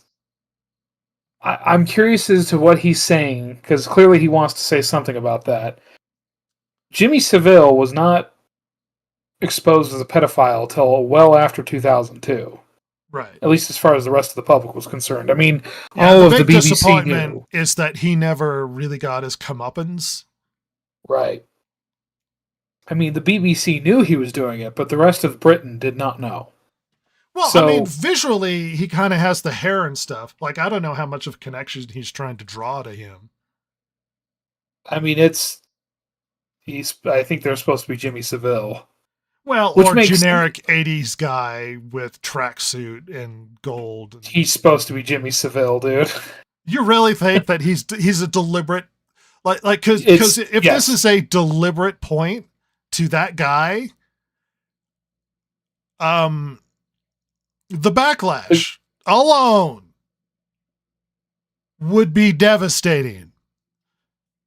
You couldn't put enough podiums in front of the director, the writer, and the producers and the people who paid for this to apologize enough if this is a direct commentary on Jimmy Savile. I mean, the Mobs should gang be is called burning- the Jimmies. I mean, I guess, but Like- Mob should be burning the studio down as we speak. Well, I mean, I think it's supposed to be like clearly setting up that like they're not good people. He's not a good person, certainly. And I guess if you think about it, like the last kind of TV he saw before the world ended was like Teletubbies. He probably had watched Jimmy Savile because he's like their Mr. Yeah, Rogers that or would've- whatever. That would have never been revealed because everybody would have died before anybody found out anything about him. Well, exactly. But I'm just saying, like, he doesn't know. Like, this guy who was a kid when the apocalypse happens, as far as he's concerned. Like, nobody knew that Jimmy Savile was a pedophile, but he just liked Jimmy Savile as a kid, and so now they're all dressed kind of like Jimmy Savile. I mean, It's- I am very skeptical because that style wasn't exclusively his. Now, it would be interesting to reflect on the fact that Jimmy Savile had a massive influence on British television during the 80s and 90s.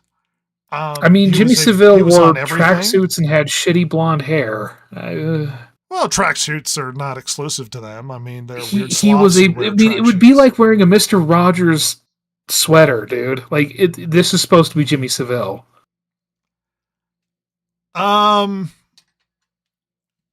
I don't know.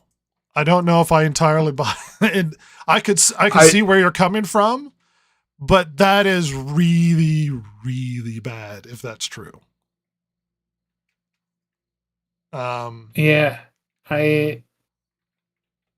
Do we have Well- any comment from Danny to confirm that this was the intention? I'm finding wait, it right look, now. I didn't grow up British, so that tracksuit style might be more common than just Jimmy Savile that we are aware of. We might be overly trying to draw parallels. Now, director Danny Boyle has teased why he and his gang of Jimmies are dressed like the monster, Jimmy Savile, at the film's conclusion. Speaking with Empire at a Q&A screening, Boyle said, "What he's done to emerge out of his trauma, he's processed through memories of pop culture, sportswear, the English honor system, and the final one is cricket. It's meant to be like, those terrible tumors, teratomas that have bits of teeth and bits of hair in them. He's kind of blended everything that he remembers because the culture stopped dead in 2002. That's what he's built a new family out of. The film is really about the nature of family, and there's many different families.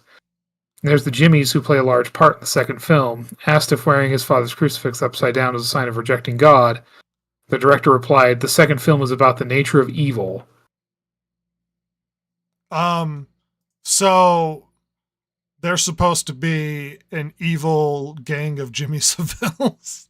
Yeah, kind of sounds like it to me. What the hell is this movie? So as the first one is a parallel to Brexit, this one is going to be a commentary on Jimmy Savile. At the end, does he violate this kid? I mean, is the 12-year-old getting molested in the next movie? Jesus Christ! Is there a lot of grooming involved? What is this movie? What is this? What a horrific piece of shit this film is. This movie sucks. It's really stupid. Think about the. Oh, by the way, apparently the Alpha Megadong will return in the next movie. Oh well, I mean, clearly he's going to set siege to the town, right? Yeah. Despite the fact we could have killed him long ago, and honestly, not just his character, but the Dong is a character in and of itself, and it will be missed. In the arms of angels.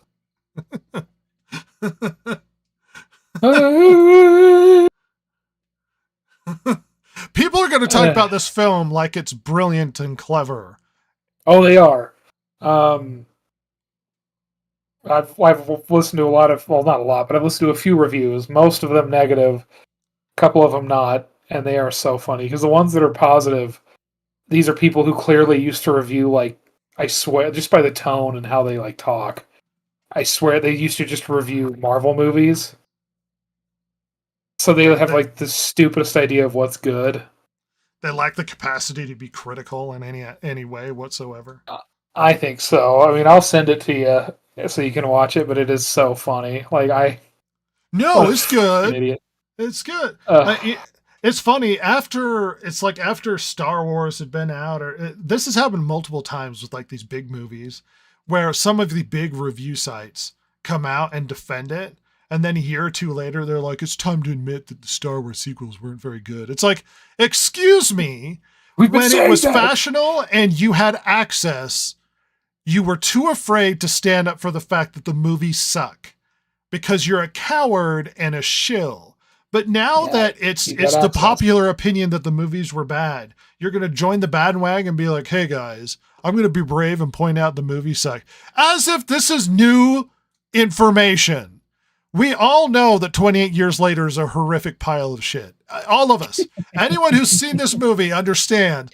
But you're sitting there trying to lie to yourself as you're like, no, that's an interesting decision. What a good, like, what interesting story. No, it's bad. It's bad. It's bad. The movie is bad. Like, that's it. I mean, it's like Megalopolis. Did you ever see that? Did you ever see that? Shia LaBeouf was on Tiger Belly. Of all podcasts, and they asked him about the movie, and they literally, I can't remember which one, but they asked him, was like, "Did you like the movie?" And he said no, but the problem was, I didn't understand. I was trying to do my vision, and I didn't understand his vision, and it was my job to execute his vision. And I was like, I mean, that's interesting, but also the movie sucks. The movie's terrible. It's a really bad. I would watch Megalopolis 12 times before I ever really saw it 28 years later again. I think I'm right there with you. Or I'd only watch the first hour of 28 years later and then just turn it off. And pretend the rest of it didn't happen. Well, the problem with the first hour is it implies there's a good movie after this. And I've seen a lot of people going, well, if you have a problem with 28 years later, it's because it's half a movie. And it's like, don't do that really shitty, like, well, wait and see thing. Don't do that. Yeah. I mean, I always used to make the argument when it came to like The Matrix Reloaded, and it's like, oh, well, it's, you have to wait until you see Revolution. But Revolution sucked. So does that retroactively make Reloaded terrible? Because the point of Reloaded is it's half a movie. You don't see the rest of the story. So if the problem is this movie isn't good because we don't have the context, that's not my fault. You know what I have to work with? The movie you gave me. I don't have. I'm not going to sit here and speculate that what's coming after is going to be so amazing to justify all the really bad decisions later. That's your problem. That's not my problem. And yeah, exactly. I paid to watch this movie, so make this movie one that is worth seeing and has a full, like, has a beginning, middle, and an end. Like, goddamn. You know what And- movies are partial movies? The Lord of the Rings. Do you know what they succeeded in doing? Making good movies. Yeah. You know, it's interesting you bring up The Matrix Reloaded and Revolutions, Red, because, and I'll bear with me for a minute. Sage and I were talking about this movie the other day. She came over. We were BSing for a little bit before she had to go. Sure. And we were talking about like the crazy tone changes, right? And she brought up, so this movie and the next one were filmed back to back, right? Like concurrently. Well, which should make you feel like there's a tone consistency, but there's not even tone consistency within one movie, let alone. But Across. here's the thing. Sure. Many movies have been filmed concurrently or back to back. They all had the same director, with a couple of exceptions. One being Superman 1 and 2. That's because Donner was replaced midway through Superman 2. That's a whole different problem. Right. Like all the other ones had the same director or directors, like Lord of the Rings, Wachowski's, Peter Jackson. with, Reloaded and Revolutions. That Harry Potter, Deathly Hallows with David Yates, Kill Bill 1 and 2 with Quentin Tarantino. Blah blah blah blah blah. 28 years later, directed by Danny Boyle. 28 years later, The Bone Temple, not directed by Danny Boyle. I think this is the only movie in history that has done that. So You know it's what maybe well, this movie does a lot of stuff I've never seen in movies before. yeah, like Megadong. Well, the brave Megadong, but also the weird, like, cutting in scenes. What, like, adding content that's meant for the, like, he's literally talking to the audience. It has nothing to do for the characters themselves. He puts in scenes only for the audience. Like when the mother kills the zombie, that's for the audience. That's not for that's not for the characters. And so you have to sit there and go like, well, what is it? What are you trying to tell us? Because we are weirdly enough a character in this. I'm not even convinced that the mask in the beginning of the movie that the characters actually see. We may be the only people that see the mask. So that mask might even be for the audience. Right. So it's like, it does a weird thing where I don't know if, could you call it? Because it's not really breaking the fourth wall because the characters don't break the fourth wall. The director breaks the fourth wall. Yeah, and I mean, would like two different directors explain the tone changes? Were they trying to like piece these movies together from all the footage they took? Like, it's part of what we saw from another guy, right? I mean, because it's the gal that did or the Jimmy's the other guy's movie. Yeah, her name's Nia DaCosta. That's right. So, like, do we have some Nia DaCosta footage in here, or is this all Danny Boyle? Is all her stuff tongue in cheek? Who knows? I mean, I'm curious. Like, so in order to link the movies, you had to put a little of her absurdity into the film. Maybe. I mean, I don't know. That would be interesting, but also a terrible decision. Oh, terrible! But I mean, I think this may be the first back-to-back films that have different directors. It's almost like partway through filming. Got fired. It's almost like partway through filming, one person got out of the chair and then the other one sat down. Yeah. And then he's like, bye. And she's like, where's all the stuff? And he's like, figure it out. I'm leaving. Yeah. I mean, who knows? Because this is new territory we're treading. So, I mean, did it just go like, okay, because, I mean, you never film, you rarely, I should say, film movies chronologically, right? Right. Like, you set up filming in such a way to maximize efficiency, so it may be being filmed out of order, but it's to maximize your time on set, blah, blah, blah, blah, blah. Well, and it's like location and... Yeah, so did they do that with just this movie? Did they do that with both movies?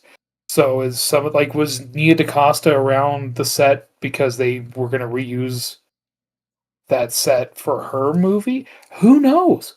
I don't know. I would love to know, genuinely, because it's fascinating to me. Because this is brand new territory. This has never been done. The closest we might have is the Matrix movies with the Wachowskis. Yeah. That might be the closest. So that's one thing that we talked about. It's because it is interesting. Did you notice? And maybe it's just me, because we talked about like the real or not. Is it just for us to see, or is it just like that kind of imagery? Did it seem like there was less of it in the second half of the movie? Well, yeah. The problem is there's like this weird artsy, interesting, like it's going somewhere. Like they're trying to talk to you for the first bit, and then that just goes away to the rollicking adventures of Spike and Mom. Yeah. Like all of that, like we don't see the mask anymore. That doesn't pay off. We do get those cuts to soldiers later on, as I recall, near the end of the movie. Oh, maybe. I don't remember. Wasn't it when it something around where the bones, or when he returns the baby, that we got more cuts to World War I soldiers. Yeah, you're right. But we didn't get the poem anymore. And I'm not entirely sure what that's supposed to mean. Like, maybe I'm too stupid, but we might be too dumb. It's ambiguous, I guess. Because the other thing is too that my girlfriend brought up was, I mean, is it supposed to be like an unreliable narrator thing? Like, because before we kind of had the father's perception when they went out the first time, and now this next time, it's only through the kid's eyes. The only reason why I would ever like an unreliable narrator attached to something like this would be if it serves the story in some way. Right. This having an unreliable narrator just gives us an excuse that this is really shitty film. Like you're trying to back excuse story problems by saying that the narrator is unreliable. It's like if the unreliable narrator serves the story in some way where it opens up all of these interesting possibilities, then fine. It's used in a few films and it kind of works. It doesn't work in this movie if it is happening. And if it is happening, that's just an excuse for why the movie's bad. It's like, well, it's because, that's not what actually happened. It's like, okay, shut up then. Because I can tell you, some people have tried to use that to explain away the bizarre tone of the Jimmies. Well, that's just how he sees it through his perception. Because they use like the Power Ranger thing, like his toy, to be like, oh, well, it's the Power Ranger kind of thing. Well, who's the narrator? Right. Well, Spike, I guess. So Spike is telling us. We're seeing it through his eyes, Rhett. So like, but they didn't actually fight that way, but he thinks they're so cool. I don't know. This is what other people are saying. I don't. Well, this is a hard excuse if that is true. Exactly. Yeah. I'm trying to think. So if this is being told by Spike, that also tells us that Spike really was focused on that dog. He was fascinated when that guy. Maybe he's having an awakening of some sort. We don't know. That's why the dog seemed unnaturally large. Because he was like, and that zombie dong was out, and it was flipping everywhere, and it was 8 feet if it was a foot, sort of thing. Sure. I'm just trying to think. Is he in every scene in this movie? Ooh. He might be, dude. So if we're going to use him as the narrator, that doesn't excuse the inconsistent tone. I And don't think so. No, he didn't grow up with those movies. he's not in and every scene because concepts of the cutaways to the Swedish soldiers. So there's that. Yes. Well, then how does he know what happened to the Swedish soldiers? That, and he doesn't know anything about classic medieval Britain or World War One. Yeah. No, I reject it. I mean, it's an interesting idea, but no. And then so we're kind of delving into meta here a little bit, right? Which is something you and I talked about quite a bit after the film. Well, my and biggest problem is the meta. I'm going to be honest. Yeah, like, and one of the things I want to start on, because it's also something Sage and I talked about, was I hate the infected variants, how they're treated. I hate it. I think it's video gamey bullshit. I think it's stupid. And I think they should have been treated more like, well, like people, if that makes sense. Like a predator. Okay. Like some are more pathetic and weak than others. Like, for instance, to my mind, Jamie, Aaron Taylor Johnson's character, should be aware of packs and alphas in the area. The same way that hunters and like park rangers and Division of Natural Resources rangers or agents or whatever they're called are aware of like different like groups of predators, or oh hey, that's the big bear, Bongo, he lives over on that mountain, he's a bad dude, you stay away from him. Or like how they keep track of like chimp clans. I mean, that's an interesting point, because one thing that sort of the reason why human beings were so capable when it came to the animal kingdom is we are able to outthink our adversaries. Like, we are aware of the dangers. They wouldn't just sit on the island and go out and be afraid. They would plan, they would organize, they would understand, they would observe, they would understand that there's certain dangers, and they would figure it out. Yeah. Like, they should almost treat these infected, I mean, like how they talk about like the chimp wars. You know what I mean? Like when they started studying chimps in Africa, they should treat them like that. Like, the alphas don't necessarily need to be a 7-foot tall megadong guy. Right. It should just be the one that's smarter and the one that has control of the rest of them. And by the way, alphas in even chimp society are not even necessarily always the biggest. No, of course not. Because, they're just the ones that are, like, probably either they can be the stronger ones, or they're just smarter, or both, or whatever. It's just, they have something the others like. In chimp society, and as you'll find with a lot of Animal Kingdom stuff, and I know, well, no, and it's like, no, you're incorrect, and this is why.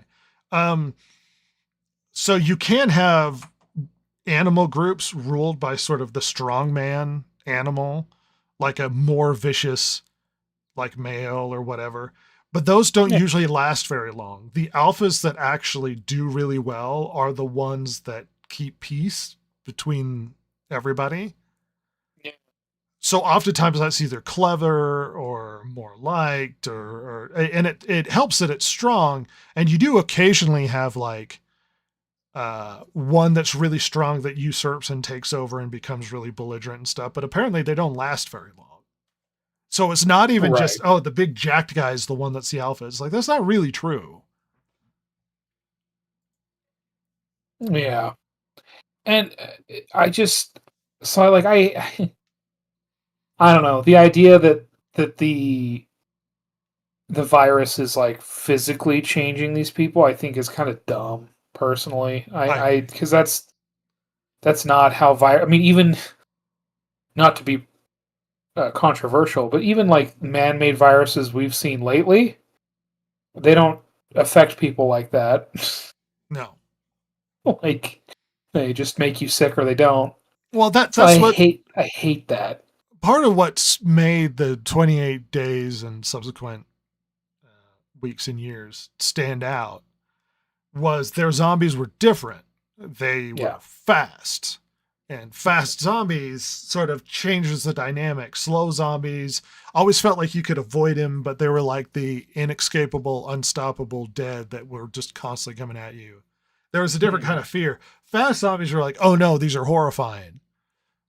And the fast zombies was a unique aspect to these films. Additionally was the fact that it infects them like almost immediately, like 20 seconds. Yeah. As opposed to you're bit and you're kind of sick and then things go on. And the fact that you infect almost immediately causes huge logistical problems, because it's implied in the first movie that the infection makes it to like Europe and North America and stuff. And I was like, yeah, they talk about hearing that report. Yeah. Well, it's like, how? Because it infects so quickly, that plane would be infected and then it would crash into the Atlantic. Like, it would crash before it left the island of Great Britain. Yeah. Like, that's how fast there's no, like, you don't get that thing with other zombie movies where like there's someone's kind of sick, but they're hiding it. And then they finally make it over to New York and like, oh no, this is a problem. Like that, you don't get that. Like, they get infected so stinking fast that it would be like the plane would crash immediately. Yeah. It would take off and then fall out of the sky. There's no, like, the fact that anybody would get on the plane who wasn't a raving lunatic trying to bite people would be baffling. That's how fast this thing spread. It's both a detriment and a benefit. It would spread like wildfire, faster than wildfire. But also, it wouldn't be able to spread long distances very effectively because it's like, well, they're zombies. It's not like they're going to let zombies on a plane. Yeah, and like really the only way to effectively send it long distances would be like a boat. Because it can kind of travel on its own, I guess. And then like in Dracula or whatever, just crashes and now you have this problem. But and the thing is too, like, you think about it, like my girlfriend and I were talking about this. Like, let's say it hit America. Well, if it hit the West Coast, it would like be a nightmare in like the Pacific Northwest and California, and then it would hit the Sierra Nevadas and the desert, and it would just stop in its tracks because nobody lives out there. And if it's the summer, like, the infected people will die even if they have the wherewithal to just follow the road to the next town. It'll be 100 miles to the next town and they have no water. The only reason why humans live out there is we're capable of engineering stuff to get water. Either we know where water is or we actually move water to those locations to be able to survive off of it. The zombies would just like, it's almost like the, that Sahara belt across Africa. It would hit North Africa and just wouldn't go any farther south. Yeah, exactly. Like it's just, it would be over. And like if it hit the East Coast, I mean, it would brutalize all the way till the Mississippi, probably just past it. It's probably start slowing down in the Midwest. It would be unstoppable. Kansas, Nebraska. And then once it hit the mountains, it wouldn't go anywhere. Well, and I've always been baffled when watching zombie movies because they're incredibly slow and easy to overcome. And it's like, I never thought a modern army couldn't handle it. Yeah. With this one, it's absurd. Like, they are so fast where it's like, oh, they would move so fast you couldn't even respond quickly enough. Mm. But then again, you have that inherent problem with these types of movies is they're really just people, irrational people. Like, all it would take is you would have to get inside a tractor and just drive back and forth. Yeah. Like there was nothing, like a tank wouldn't even have to shoot. It would just have to drive up and down the road, killing them. Yes. It would take nothing to defeat these things. You wouldn't even need like a tracked vehicle. Like, you could get in like a Striker or like an MRAP, like just something really heavy with big chunky wheels and just drive around just and run them beefy over. Engine. Yeah. Yeah. Like, it wouldn't, and if you run out of gas or it breaks down, just sit in place until another vehicle could come along and get them off of you, and then you can get out of there. Like, yeah, I mean, I understand the scariness of the fast zombies, but it's like the only time it ever kind of worked was in World War Z because it was just waves of zombies, and it's like, oh, Yeah, well, they were like yes, crawling on each other like ants. oh yeah. Well, then it defeats modern militaries, absolutely, absolutely. But in this movie, no. And the reason why I bring this up is perhaps the most baffling, enraging, and confusing aspect of these films, as far as I'm concerned, is the fact that, by the way, the rest of the world is fine. Yeah. Western Europe somehow beat back the zombie menace, presumably from 28 weeks later, because we're Yep. not sure if that's, even though that's they used canon some or not. footage. Yeah, we're not sure that it is. Anyway, and they just left it be. Yeah. The rest of the world is fine. Believe it or not, the zombie apocalypse we see in this movie only happens on Britain. It's basically like Escape from New York. They just cut off the island, and they're just like, we're just gonna let hell break loose there, and we're gonna look the other way. and you know, like that, which makes no sense. And like, look, I get, you know, maybe initially leaving it alone for, let's say, a year while you try and figure out something. But the reality is, I mean, there's a lot of valuable stuff in Britain, Brett. Yeah. Whether it's nukes, whether it's military equipment, whether it's art, you know, priceless artifacts, whether it's from the royal family or from like the British Museum, Land. you know, gold reserves. I mean, even if you don't want to reclaim the island, I mean, surely, wouldn't you think there would be like It would be criminals like going there to get stuff? it would be like colonialism of the, like you would have great nations trying to take huge chunks of it because it's a free country.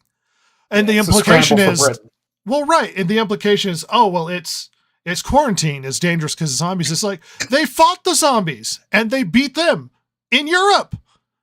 They're defeatable. If they're capable of doing that in Europe, what makes me think that they can't defeat them on Britain? Like, they're clearly capable of defeating them. Why don't they just nuke the stupid thing? Or I heard a lot of people trying to push back against that narrative. It's like, well, why don't they just nuke it? It's like, well, you have to understand that, like, the nuclear wash, and it's like, okay, fine. Napalm it. Like, I don't give a shit. Yeah. The point Agent is, Orange. the point is, they're zombies, and you have modern air forces. It would mean nothing to wipe these things out. And enragingly, bafflingly, they have a completely look the other way stance. There's no supply drops. There's no efforts to give them electricity. There's no efforts to contact them. They don't give them radios or resources of any sort. Literally, it's like, let's all look the other way and patrol around the island to make sure that they don't get, no one comes and goes. We just ignore it. And I was like, there's no possible way in this earth. I mean, the amount of money that America wastes on trying to help the rest of the world by dropping supplies all across Africa and stuff. Like, there's no possible way the continent, let alone North America, isn't trying to send supplies to help out the people that they clearly are aware are still surviving on the island. There's no possible way. There's no contact between the two. There's no way this would function in any aspect. No one's ignoring it. No one. This is the dumbest. Like the rest of the world is fine. That's what was so funny when Eric shows up. He's like, "Here's my girlfriend," and it's like, because they don't understand any of that. So literally, Britain is living in Mad Max, and the rest of the world is like everything's fine, and we have smartphones. That's what's happening. This is the dumbest movie I've ever seen. You're going to tell me that they're just going to shrug at Britain, that it's so bad that it's not worth taking. It's like, you drove them off of, you have modern militaries. You could literally build tanks that are built to just drive through zombies. They're not smart enough to break in. No. They're just human bodies. They won't like damage your tracks or anything, or it's just, and so like that brings up the question, like if whether or not 28 Weeks Later is canon, because it makes you think it is, because at the end of that movie we see them in Paris, Right. but then like,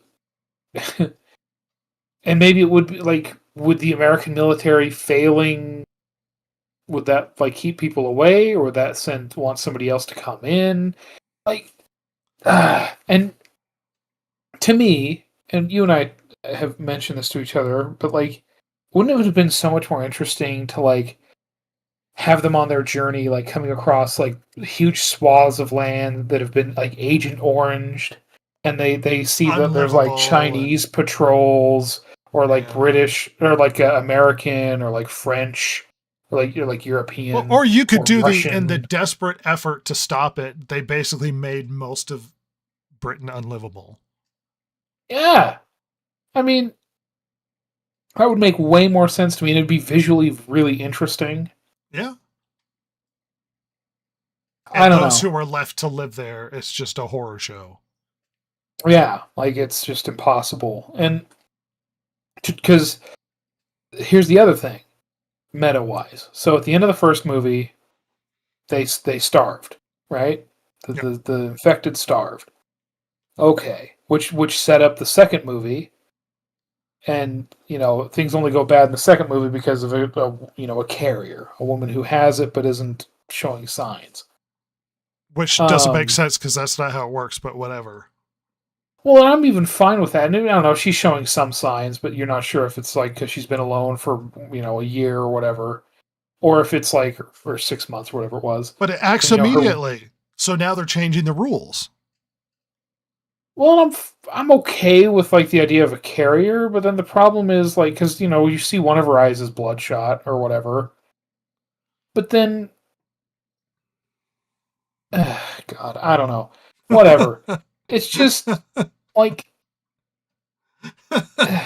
there's no reason, like this is such a fast acting virus that there's no reason to not try, because it's not like you're bringing it back home. You'll know if the guy has it, and you can just do blood tests on people. Turn and shoot him out, Yeah, to see if they're like if they got it but they're carriers. Like you'll know immediately. Well, to reiterate, they already know how to fight them. They defeated them already in Europe, on the continent. Yeah. Which means that they have people very capable of overcoming zombies. Yeah. Because they've done it. They had a massive war already on the continent. And I think a lot of people, when they saw like what ended up being Swedish sailors, they thought this was going to be like some cool like special forces team or whatever, like coming in to like secure something. Let's say Britain's nukes, or like the British Royal Jewels, or whatever. But no, it's just some assholes that washed ashore. Well, and I think we're supposed to assume that the zombies are so horrifying that nobody like they're basically like all we could do is quarantine them. But it's like, but that's not true, because you defeated them already. You've already fought this. You've already fought this, and it was not hard. It was so easy that apparently you were able to drive them off and deal with it. I mean, I'm not saying easy, but you were capable of handling it. Right, and now can send military like might to patrol a quarantine zone. Yes. Waste time and money just patrolling around the ocean and not actually trying to deal with the problem itself. And mind you, one of the biggest issues, this is a horrifying disease that we're super concerned with. Let's say they don't want to go on the island because they're afraid of infection spreading again. Fine. If this is so bad and we're so concerned and this is such a scary thing, the fact that they would let it live. Yeah, fester. Yeah, just let it sit on the island. And you made a good point where it's like, who knows if it's ever going to mutate and make it to animals or birds and get all over the place. Like that becomes a big problem. Smart people would go, we can't let this thing survive. We have to fully eradicate it and start burning Britain to the ground. But they don't even do that. Yeah, that's where I had the idea of like, well, because wouldn't you worry about like cross species? So like you'd have to kill all the other animals. Like you just Agent Orange, like kill all the birds, especially. Like you just got to murder everything if you're this worried about it. Yes. Like you would just let it sit. You would try and kill the wildlife. Number one, to prevent the infected from feeding, and number two, to prevent the infected from like getting cross species jumping into something that can go across the ocean like a bird. And we already know that they're capable of evolving and mutating because we have slug worm zombies Ugh. and zombies. Dong zombies, 7 foot tall dong zombies. Yeah, it's so baffling. Like, and you know what? I would have really liked to have seen like, I mean, talk about video game, it would have kind of felt that way, I guess. But like, you have like these different factions, whether it's the Americans or the Chinese or whatever, and then maybe you like, you could even have like Trying to little move criminal organizations coming in to like rob the British Museum. You Right. know, This is what would happen yes, with free land, and this is premium. Like you're right in the middle of some of the biggest economies in the world. There's no way Britain would just be allowed to sit there while they just patrol and make sure nobody goes in or out. It doesn't make any sense. What are they doing? This is really stupid. No contact, no supply drops, nothing. They would be so aware of that community that was off the coast on that island. Well, and wouldn't you want to use that community? Like you could, like you said, you could drop them radios and then use them as scouts to figure out what the hell's going on. Well, yeah, but So you could make plans. we need quarantine. It's like, well, you don't have to land. You can just drop them stuff and Yeah, just airdrop them stuff. oh, by the Send your way, drone. you've dealt with this. To reiterate, they've dealt with this. They understand when people are affected. Clearly, these people aren't infected. Clearly. Or maybe you've developed tests at this point. No effort to rescue these people. No effort to move them off the island. None. Just look the other way. And that's what's so dumb. The rest of the world is fine. I would have been more okay if the world had fallen and it's all zombie wasteland. But the rest of the world is fine. It's only Britain that's fallen into a hellscape, which is the dumbest thing I've ever seen. What is this, Australia? There's infected spiders. It's so baffling. I don't understand. What was the plan here? But you know what I could say, Rhett? What? Well, maybe it's in the second movie. We don't know. Give it a chance. Stop telling me to watch more of your crap.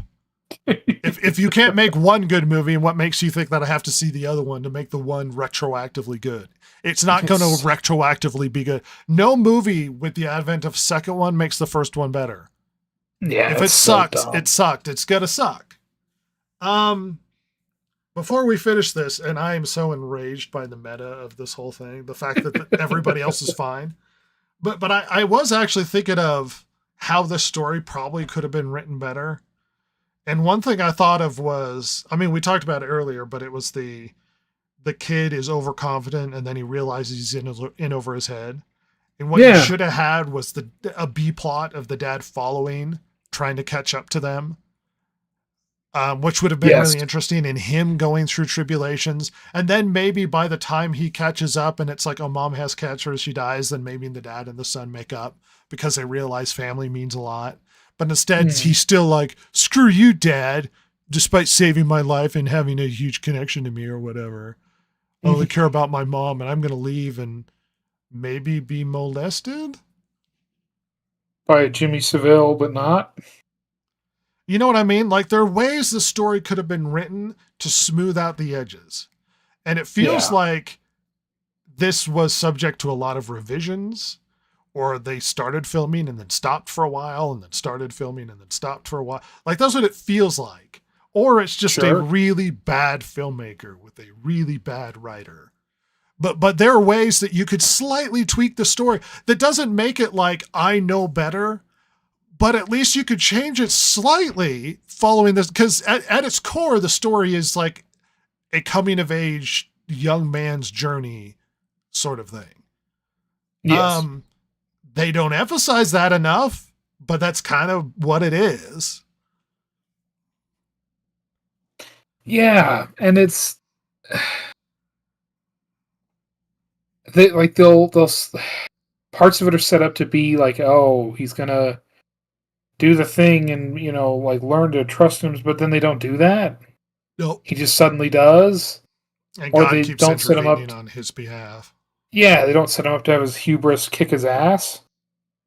Nope. Like it's so dumb. I think they picked the right director for the next one. Somebody who directed one of the biggest flops in Marvel history. So crazy. The right director. The correct director. She'll deal with this Jimmy Seville stuff with grace. Oh, and, yes. And such sensitivity. Solemnity and sensitivity. Yeah. The lady that did the Candyman and the Marvels. Black Girl Magic. Black Girl Magic. Use Black Girl Magic. By the way, we talked about the music a little bit when we were chatting before, and I don't like, for the most part, don't like the music in this movie. I think sometimes it feels very out of place. Near the end, definitely. I don't know. I didn't reflect a lot on the music. I suppose the ambiance was serviceable. The first movie is so much better, and even the second movie just uses all the first movie's music for the most part. But well, they didn't end up using the guy they had in the first one, whose name, one moment, it was John Murphy. So that really famous like piano and then guitar track. Sure. They ended up using Young Fathers, who are a Scottish progressive hip hop group formed in Edinburgh. Okay. Progressive musically, of course, not anyway. And what a weird choice. I mean, I'm not going to say it was bad, but it's just like I did not like it very much. I thought it was very oftentimes out of place, or like clashing with the look and tone and theme and feel of the movie. I don't know. Just something I thought I'd mention before we finish up. But it feels like a film school student who's bad at making movies was given a budget that was too big. Yeah, which may also explain what the hell is this trying to say? What is the actual theme and message of the movie? Yeah, he's trying to be deep, but he's not succeeding. It's Brexit. No, it's the regression of society. No, it's like a middle schooler who thinks he can write poetry, and he's like, "Oh, it's really deep, though." It's like it's so not deep. It's not deep. You don't even know. You keep referencing Trump, but we all know what you're talking about. So deep. This movie sucks. Yeah, I was deeply disappointed by this movie. I think The Crash for you was worse because you had way higher expectations, and your crash was much, much farther. I had no expectations, and my expectations were fulfilled. If this movie was just a movie on its own, it would still be a piece of crap, but I wouldn't be so disappointed. But when I think about how great that first movie is, 28 Days Later is so good. And the trailer. And then the trailer for this movie, I'm like, oh man. I mean, it's not going to be the same kind of tone or whatever, but it's like, it's this new, like, this is going to be great. Like, it's going to have and it didn't. No. That trailer was amazing, and whoever did the trailer needs a big ass pay raise. What is this? The same problem that like Suicide Squad had, where Suicide Squad Godzilla was a big pile of crap, but then you watch the trailer and it's like, whoa. Yeah, and then like 2014 Godzilla. Really cool trailer. Movies. Yeah, well, the trailer for Suicide Squad has such an influence on the film that they actually had the trailer directors re-edit the movie. My God, that is so funny. To stay thematically with the trailer. God. I mean, they should have done that with whoever directed this trailer. I mean, probably. Well, that makes me think the trailer came out and it was like, did you retroactively put that poem back in? Yeah, I mean, honestly, because makes you wonder. it had such a tone with the viewing audience where everybody responded really well. It's like, did you just put it into the movie? Because it's like it's eerie, it works. It's like, well, it doesn't work in the movie, it works in the trailer. You know, I'm sitting here looking at the filmography of one Danny Boyle. Uh-huh.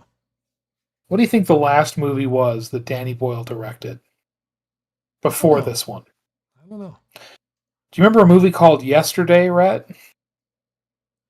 Oh, is that the one where everybody forgets the Beatles? Uh-huh. Oh, that movie sucks. Uh-huh.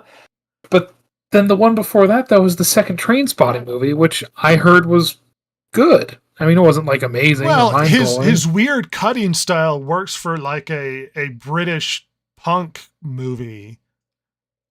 Yeah, like because he did Train Spotting, Steve Jobs, 127 Hours. Like, it's all these good movies until the last two, and then it's just like, ugh. Steve Jobs apparently wasn't very good, was it? I don't know. Did people hate it? I don't even know. I mean, I don't think it made any money, but You know, that's funny with Yesterday. You know, Yesterday only works if you accept the fact that the world has a reverence for the Beatles. And it's like, well, what if I think the Beatles suck?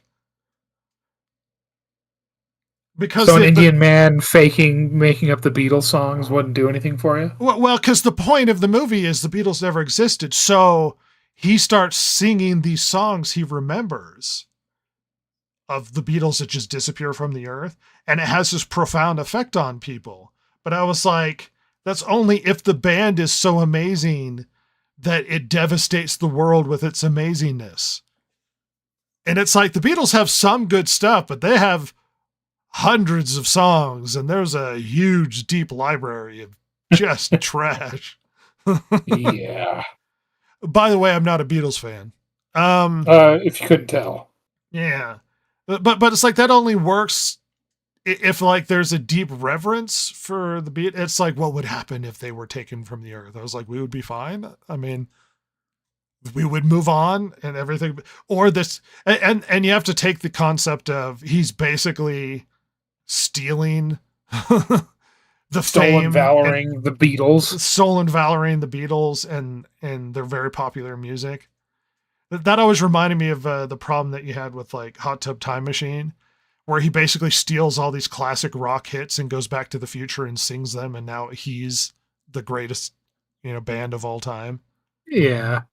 And it's like, well, I mean, you stole it. You made none of those songs. You wrote none of those songs. Yeah. Yeah. Now it's a conversation about the movie Yesterday, which I haven't even seen.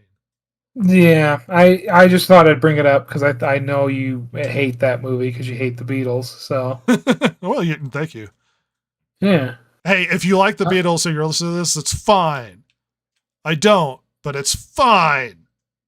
it's not fine. People get so emotional about the stuff that they like that it's like you're offending them personally. It's like, how dare you? You have no taste, sir.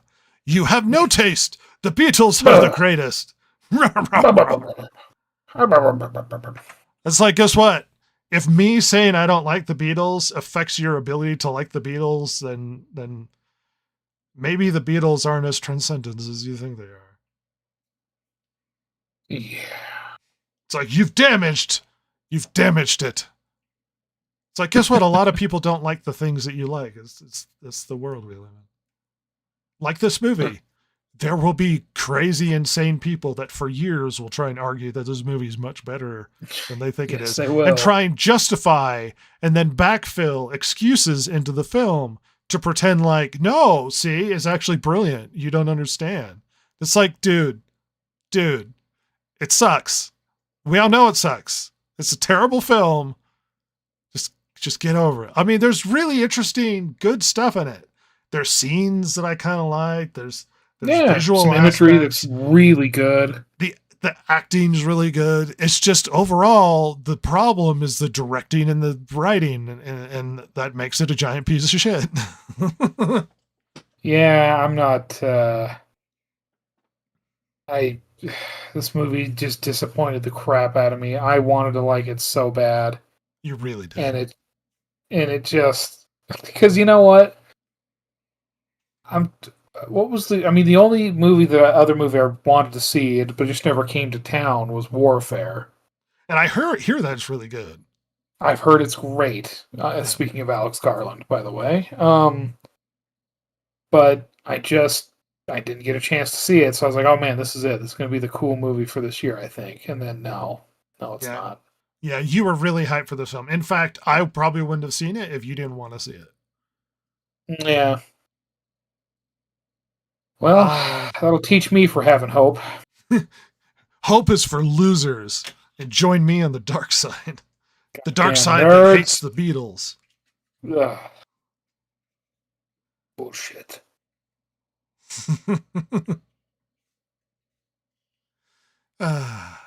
28 years later. Well, 28 years later, Rhett, thank you for coming with me on this beautiful ride to the beautiful countryside of Britain to see a stupid movie. Another horrible plane crash of a movie viewing experience. God help us. We're aiming any for final civilians. words? Yeah. If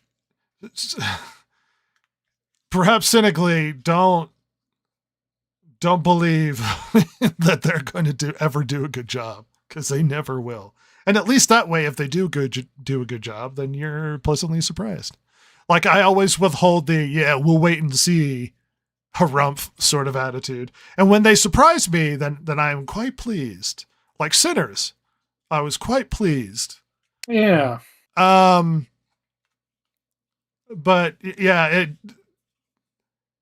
we hold a lot of rose-colored glasses for films that we have love for, especially films from the past. And oftentimes, even the original directors and creators and stuff are simply incapable of carrying that torch forward. And it looks like 28 years later had that problem. Yeah. Yeah, it's it's funny because you brought up Megalopolis, and where that movie was a fun disaster, and it was a disaster. Oh, yes. This was not a fun disaster, and it was just... It had potential and then disappointment. Yep. And I don't know. I mean, you know what? You gotta try. You gotta throw things out there and put yourself out. Well, not put yourself, but like, hey, maybe that movie will be good, and roll the dice on a good evening. Yeah, and like Danny Boyle should be more of a sure thing, but boy, he wasn't this time. No. You know what though? He's earned his chance to make pieces of crap. I guess he's done enough to enough good things for the industry. So bless him. I mean, a couple good things, but all right. A few good things. He is okay. 127 Hours, Slumdog Millionaire, Train Spotting, 28 Days Later. These are all good films. All right. 28 years later is not. 28 years later, big piece of crap. Anyway, thank you, everybody. Imagine he passes away, and this is the turd cap on his career. Oh no! Remembered for the horrible film 28 years later. His most recent film, 28 years later, noted piece of crap. Oh, that would be a mega bummer. And then they bury him with that one guy going to his funeral naked and helicoptering. Next to the coffin. It was in his will. It's just in his will. As he's lowered down, just penis spinning in the breeze. That's what I like to see. Trumpets and bad punk rock music. Oh God. Where are the Jimmies? Where are the Jimmies? Where are the Jimmies? Well, thank you everybody for joining us. We've been media illiterate, and we've been enjoying our time talking about this film. Join us next time for whatever the hell else we end up watching. God help us.